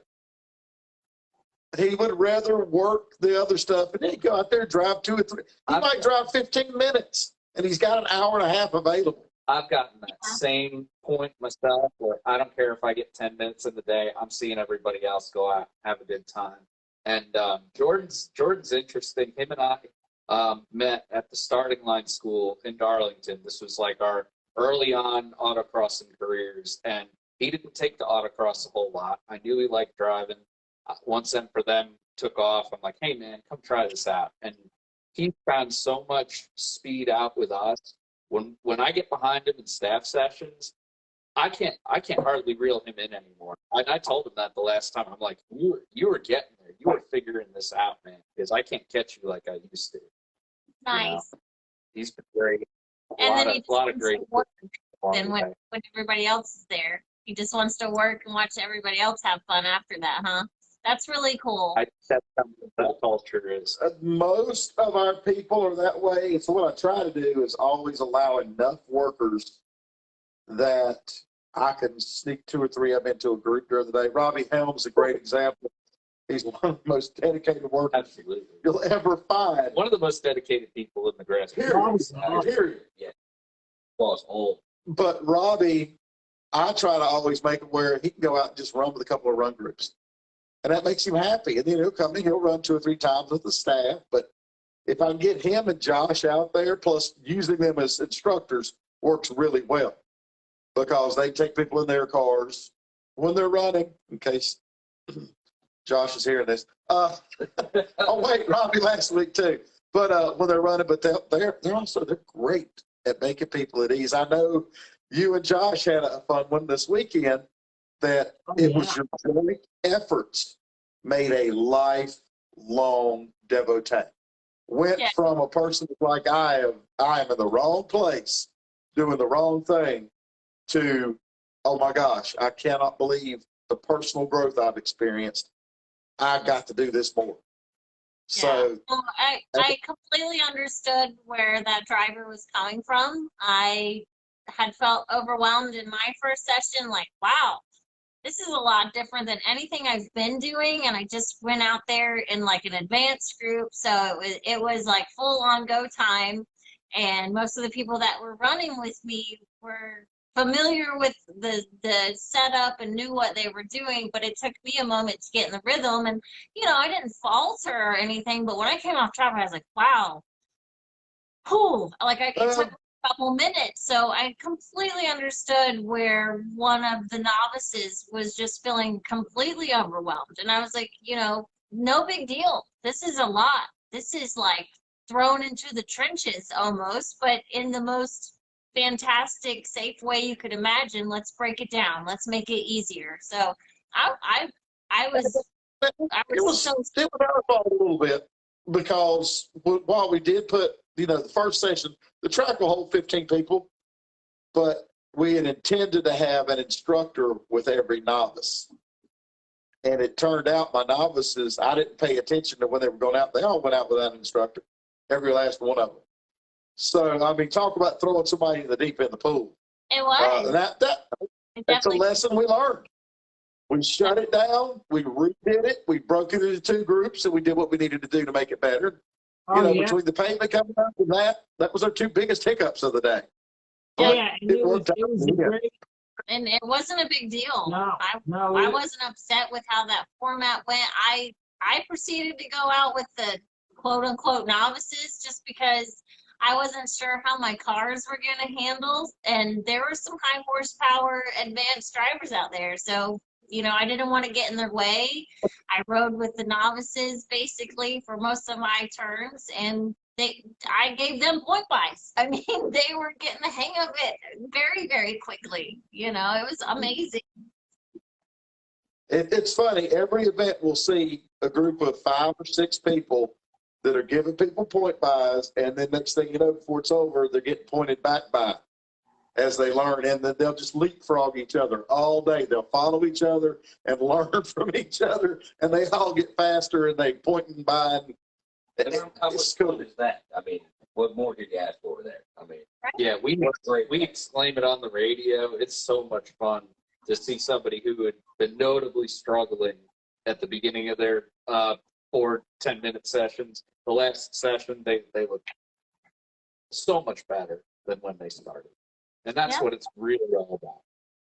I enjoy watching that growth myself in all my aspects, but I think you guys are going to see that so much from beginning to end on sessions. So you guys do offer morning sessions and afternoon sessions, or so somebody could sleep in and come run an afternoon session, or if you're typically an early bird, you could come run where the temps are cool and go home, afternoon and not even have to, do anything, or you can come run the whole day if you think you're up for it.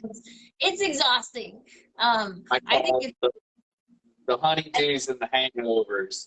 The honeydews are getting it done in the morning, going home, and then the hangovers are straggling in 11, 12 o'clock for their afternoon session. Or, if you're crazy, do the whole day. If you're crazy, do the whole day. We used to have a dozen nut bars at every event. Sometimes as much as 10 or 12. It's crazy. But it is the cheapest way to do it because, we price it where if you do a whole day, it's $20 less than doing 2 halves, or it's a little bit less than even if you do an early bird if you did 2 halves.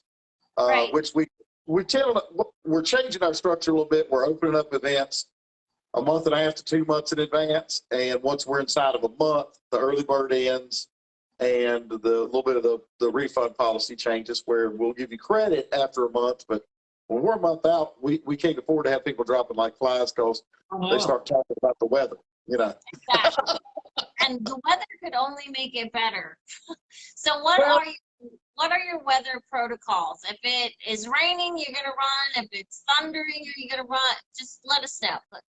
If it's thunder and lightning within 10 miles, we have to pull our workers in because we can't have them out there in the thunder and lightning. Now, that said, we've talked about it in the past and we may do it in the future. We could transition over to 1 or 2 cars at a time, and if you catch up to somebody, you just roll the pits. And we don't have to have all the workers out there. We can, we could put a truck out there that puts flashers on if you need to come in or something, to where we can still get you some drive time in the thunder and lightning. But if it's raining and it's not so hard that the cars would be unsafe, we drive. And we haven't had to very much, but you learn so much more, and it's so much more fun because that corner that was 45 miles an hour that you felt your tires slipping a little bit on, now at 25, you're in a full drift. So now you really learn how to balance even a Miata with the throttle. Miatas, it's hard to drive with the throttle and balance it a lot of times, whereas if it's wet, oh, wow, now all bets are off. Now I've got 600 horsepower on the hood, Yeah. So it's a lot of fun. And that's it. Close, dangerous, deadly lightning, we would definitely pull the workers in.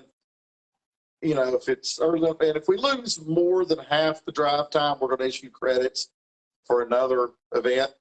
If we get at least half of it in, I hate to say it, but we're still paying the rent and the insurance whether we finish or not. Right. That's the tough part. Right. And a lot of places work with us. Our insurance, if we postpone, we don't pay it. But if we run most of the day, we have to pay it. So it's just one of those things. If we don't get at least half the time in, most of the promoters will let us move to another day. So will the insurance. If we get over half the time in, we're all in this together now. So we'll try to salvage what we can of the day. Right. And your number one goal is to make sure that people that are paying to show up and run have a good time in a safe environment, get the most out of their time. Like that is literally your goal. Absolutely. And, a lot of my workers have experienced that there's just not as much worker time as we hope to have. We hope to have the workers running by 4 o'clock, done 5:30. But it ran over to 4:45. Now we got 45 minutes. And at Darlington last year, the last event of the year, the bottom dropped out, so we didn't get to drive. We just loaded stuff We up. were so tired. We had to get over to Tony's. We had to get to Tony's Grill. And if there's anything everyone has to experience M4TheM, it is Little Rock the track. Yeah. And go to Darlington and come with us to Tony's. Oh, Because Tony's is where all the old NASCAR drivers have pictures on the wall. Well, it's called Raceway Grill. I mean, it's outside of turn 2 of the Speedway. yeah. And it's a fiction. It's on ESPN. Every time they do a Darlington race, they go to Tony's. And he's been supporting us. You know, he's funny. We come support him and eat there. We'll run his banner at our events. And like last time we were there, 2 60-gallon coolers full of ice just showed up for us, kind of thing. You know, so He raced the catering van too. he raced. Yeah, we got photos and video of his catering van, and it's just really cool. So the Darlington is an experience. We hope to do 2 a year, one at the beginning of the year, one at the end. And it works really well because it's really hot down there, really buggy. So Yeah. the better. It's like literally up next to a swamp. Yeah. Yeah.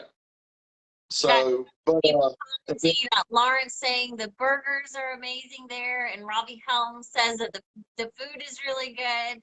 So you're getting some backup on your claims on Tony's. Tony, I'm telling you, we talk about the culture. You know, we've had participants, the Cars and Camera guys, the YouTube channel. Yeah. They came with us to Tony's the last time. David Iwanicki, one of our regular guys, he always comes to Tony's with us, and just a lot of the participants will come too. They've got a big room in the back. They let us all go back there and treat us like family. And it's kind of like the hill climb. You know how the way you felt in Pine Mountain? The way the town supported you and everybody. It was just one big happy family. Right. It's exactly like that. So you got to come out and you got to experience it. Now, I'm going to throw 2 things out there that are future hopes. Okay. One of the future hopes is we do actually start doing a few competition events every year. That is a competition anyone can win, because it'll be like bracket racing if we do racing. Right. So, and the other thing is I may start doing our Saturday night, everywhere but Darlington, our Saturday night meal, we may start cooking that ourselves. That'd be So I'm trying to learn how to cook barbecue.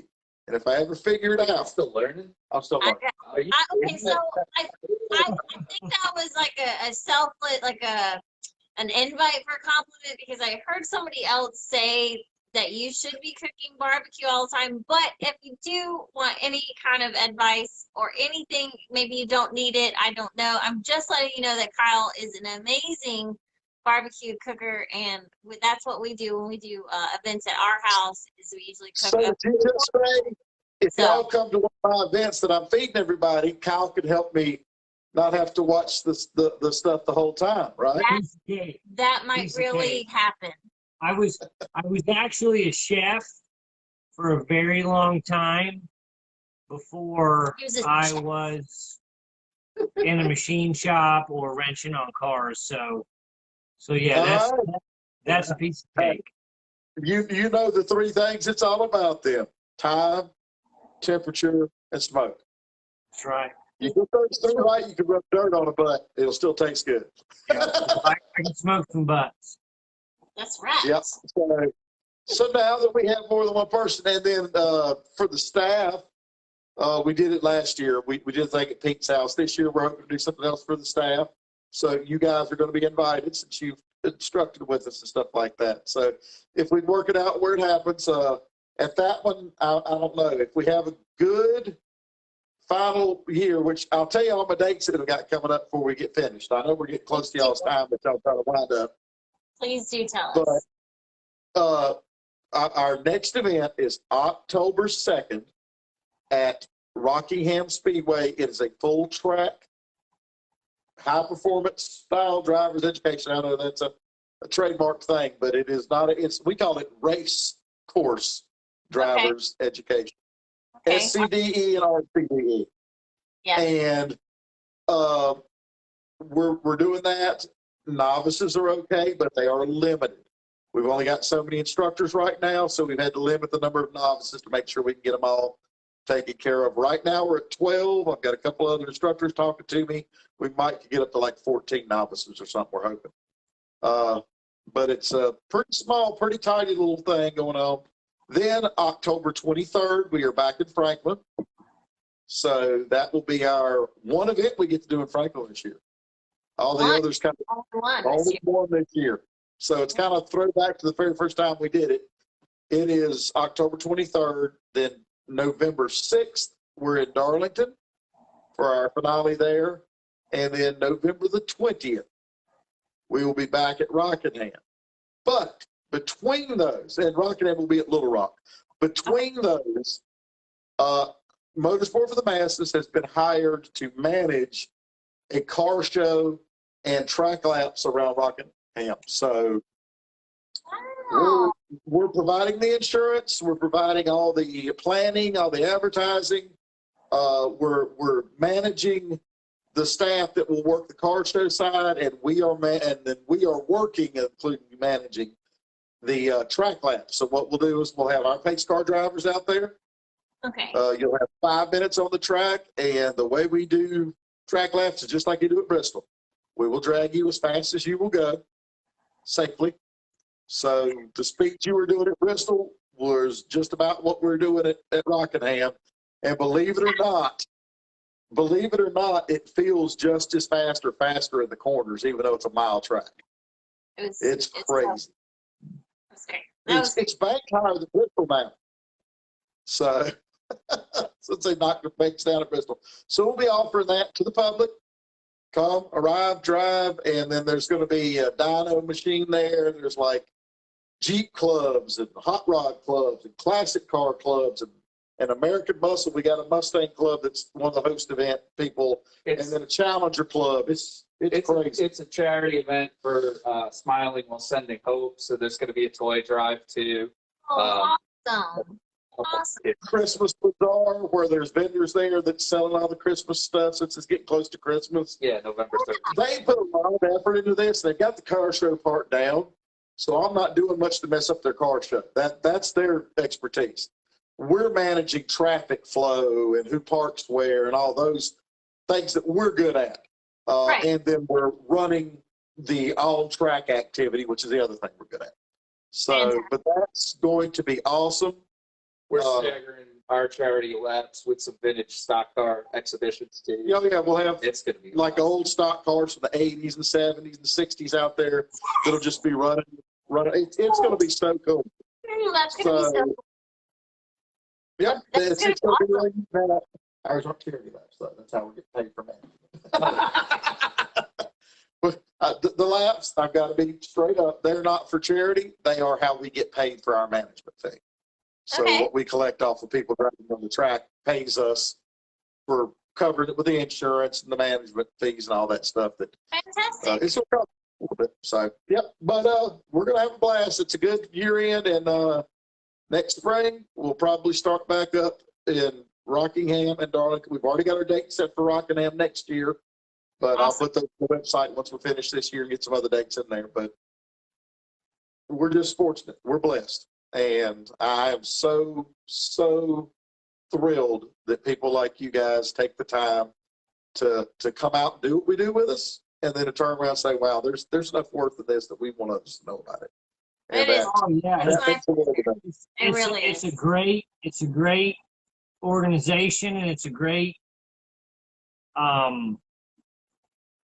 I don't know what to say. It's a great avenue for anybody is. that wants to Absolutely. do more with their car and they don't want to have to work on autocross. Like, I love autocross. Again, I think it's great seat time, but you normally get 3 runs. You got to work in the hot sun, and you're only learning how to read cones and brake hard and throttle fast, and that's just about it. Like, there's no fluidity. There's no progression. You might learn a little bit of car control, but with Motorsport for the Masses, you're going to get a greater variety of learning skills and opportunity, from short course driving to race course driving. How cool is that?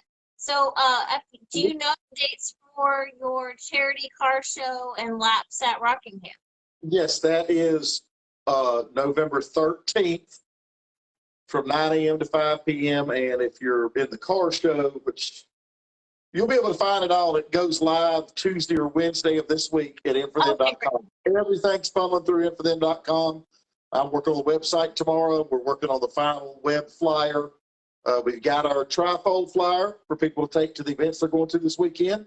And we'll make that artwork available to anybody that's going to a Cars and Coffee or a car show that wants to spread the word. We'll give you the artwork if you want to make a few copies to take with you. But November 13th, gates open to spectators 9 a.m., runs till 5 p.m. And if you're participating either with M4TheM as part of the staff, or if you're participating as a car show person and you want to come in, we'll be doing a load in the day before. So like from 3 in the afternoon till probably 7 at night, because it's going to be getting dark. I think that weekend's is daylight saving times. Oh, really? So like it's either the one before or that one. So if it's the one before, then it's definitely going to be dark at 5.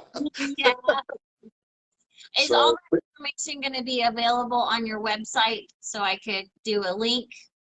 Every bit of it will be on the website, the group, and the page. For every event, too, that's Everything will be the things to go to. The calendar is the biggest thing on the homepage.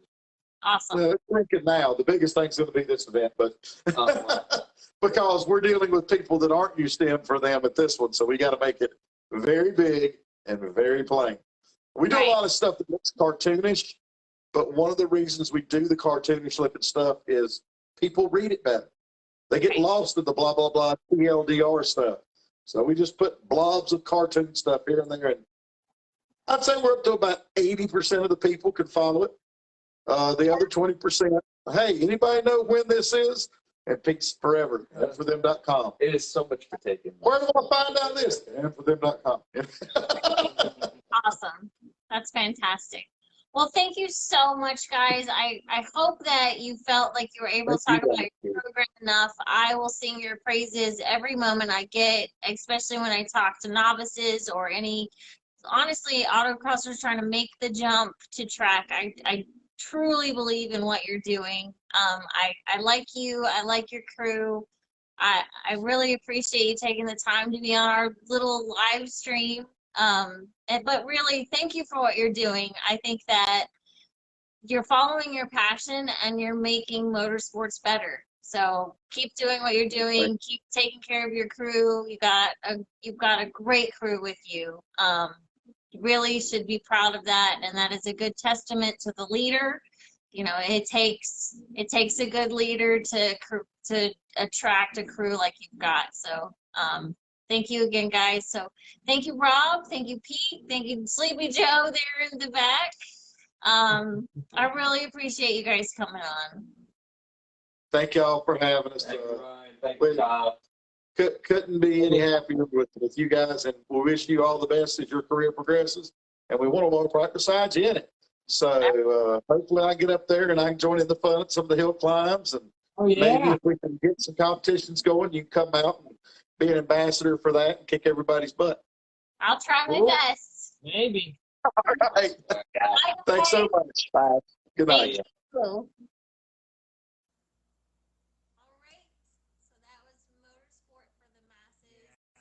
Great group of guys. Yeah, I'll do some links on the final post. I'll probably flip this camera view around so you get like a normal view, and we'll put some links on there. There was a couple other things I wanted to talk about, but I feel like we've talked enough. Maybe we'll save that for next week. There's a big SCCA video out right now. It showed up yesterday on SCCA's Facebook. It's basically just me. So who's in the video? It's basically just me for 3 minutes. Yeah, just you. Yeah, and of course they filmed it. Of course they filmed it when I'd been tracking all day and sweating my butt off all day. With cracked rotors and whatnot. She was a little frustrated, but they brought her into a garage and did a little interview, and I thought it was going to be an interview with a few different people, but it turned out to just be you. for the first video. I'm sure there's more coming out, but There are pretty more. exciting. So it's going to be like a member profile for SCCA, and I happen to be the first profile and story that they wanted to showcase.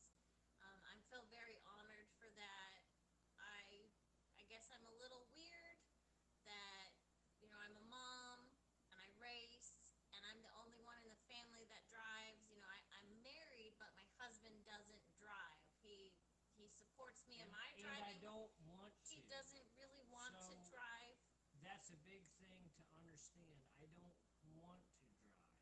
I want to facilitate Ryan driving, and I want to keep her cars in tip-top Tip-top mechanical condition Yeah. and It's as going fast cheap. as they can be, and I want to tow them there, and I want to take pictures of them there when Trad's photos and Perry Bennett Autocross Picks photos are not there to Right. do photography. We're so But blessed with the I drivers. don't want to drive. And I know a lot of you guys think I'm missing out when I'm not driving, but that's honestly I not don't my understand why passion. he doesn't want to drive No, either. no I one has to completely get it. don't get It's it. fine. Because all I want to do is drive. That's literally the only thing I want to do. It's But he doesn't fine wanna that drive. nobody gets it. So, Nobody has to get it. I'm very happy in my position here with Ryan and April he's the best. becoming an autocrosser and Ryan doing her track days. So I don't want anybody to think that I'm sitting at the house like, oh, I wish I was driving. He is a weirdo. I don't. He's I the don't. best weirdo. I'm a facilitator here, and He's a weirdo amongst drivers, but there's a lot of Yeah. people. There's a lot of people that work in motorsports that don't drive, that just want to be the engineers, that just want to be the mechanics. So it's not crazy, but just if you know, if you guys watch that video, if you could share it, if you could comment on it, that Oh, yeah. helps support Get me. some traction That going shows on. SCCA We that need- I have support we from need other as many people. people like in Ryan Cheek Racing as possible, It does help. and as many people I'm not. liking that video from SCCA Yeah. Incorporated as possible. Yeah, I'm not into social media numbers. I do what I do because I love it and I want to keep up communication and I want to show what I'm doing, but it really does help to have the likes, the subscribers, and the hearts and the comments. It really does help in the grand scheme of things. So if you haven't got a chance to go check out that SCCA video, please do. I've shared it everywhere. It's on their Facebook. It's on their YouTube. All you have to do is search Ryan Cheek on YouTube. It will come up. Also, I have my own YouTube, which these videos are posted as well. So I'm really flattered that SCCA chose me as their first membership profile, and I love that they wrote it as Mom, Racer, SCCA member, because that really is the order for me. I am a mom. That is my numero uno job. That is the job I take the most seriously, and then it's racing, and then I do happen to be an SCCA member, which they let me do autocross and hill climbs and road course time trials. So Yeah. I'm a big fan of SCCA. So next weekend Next weekend, we will be at Greer Dragway That's for right. Jennifer Fuller and Karen Walter Thomas's ladies / little bit of men's if you want, you can drag race educational seminar event.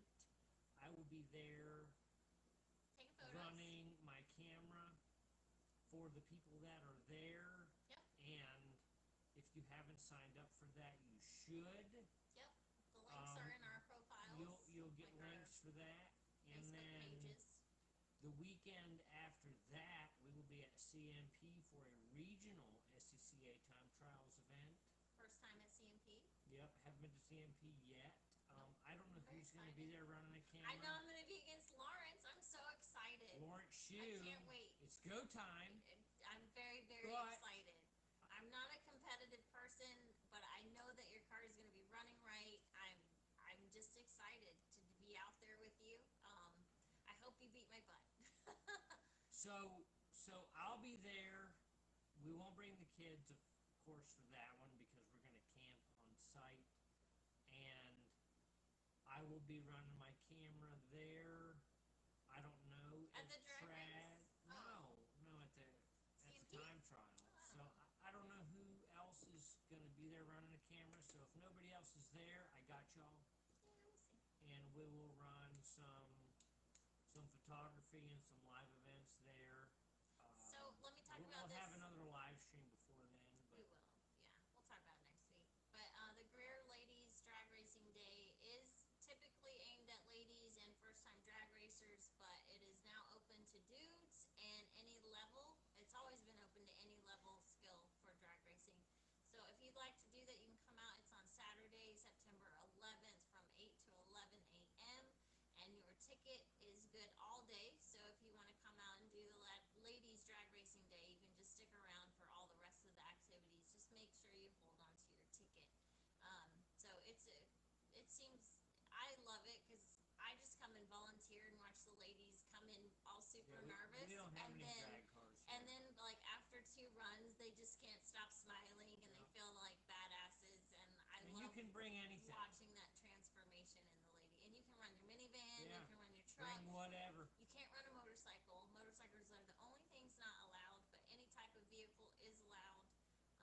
Just remember, we're not going to let you run your AC, but it should be a nice, cool morning. So come on out for that. Again, thank you so much to Motorsport for the Masses for joining us tonight. I really enjoyed our conversations. And as you can see, it takes a team to make that work, but Rob Bowling is definitely the mastermind behind all of that. And he is a kind, loving person, and you can tell that by his team that fully support him. And that is the type of organizations that you want to be a part of. You want the workers to love their jobs as much as the owner and as much as the participants. So thank you again to M4TheM, which is M4TheM.com. If you want to check give them them a out. follow on Facebook, all the Instagram. social media outlets. And thank you for you. I appreciate you being here with me. I just do things. Thanks for doing these with me. I know they're not your favorite. Are they your favorite? I don't dislike it. He doesn't dislike them, but I'm not here for all of you guys as much as I'm here for her. it's just me, you guys. But it's all about me at the end of the day. At the end of the day, you guys can't take your money with you, and you can't live life without memories. So if you want to get out on track, if you want to hit the drag strip, if you want to drive a HPDE or a time trials, or in the future a rally, or potentially a drift course, Oh God, we haven't even talked you about have to rallying yet. do what you want to do. So I'll have some live videos up this week, probably, with some new vehicles in the garage, because all our stuff is as situated as it can be right now, and we're going to be doing some new things here because at the beginning of all this, Ryan said play all the motorsports, so that's what we're going to do. That's right. And there is a lot of things that we don't do yet that we will do that will make us uncomfortable, and probably we won't know the answers to a lot of questions, and I'll have to Google some shit and ask some people what to do, but we're going to do it anyway because you can't get better at yourself without being uncomfortable with where you currently are. So we are very in tune with being uncomfortable, and that is the biggest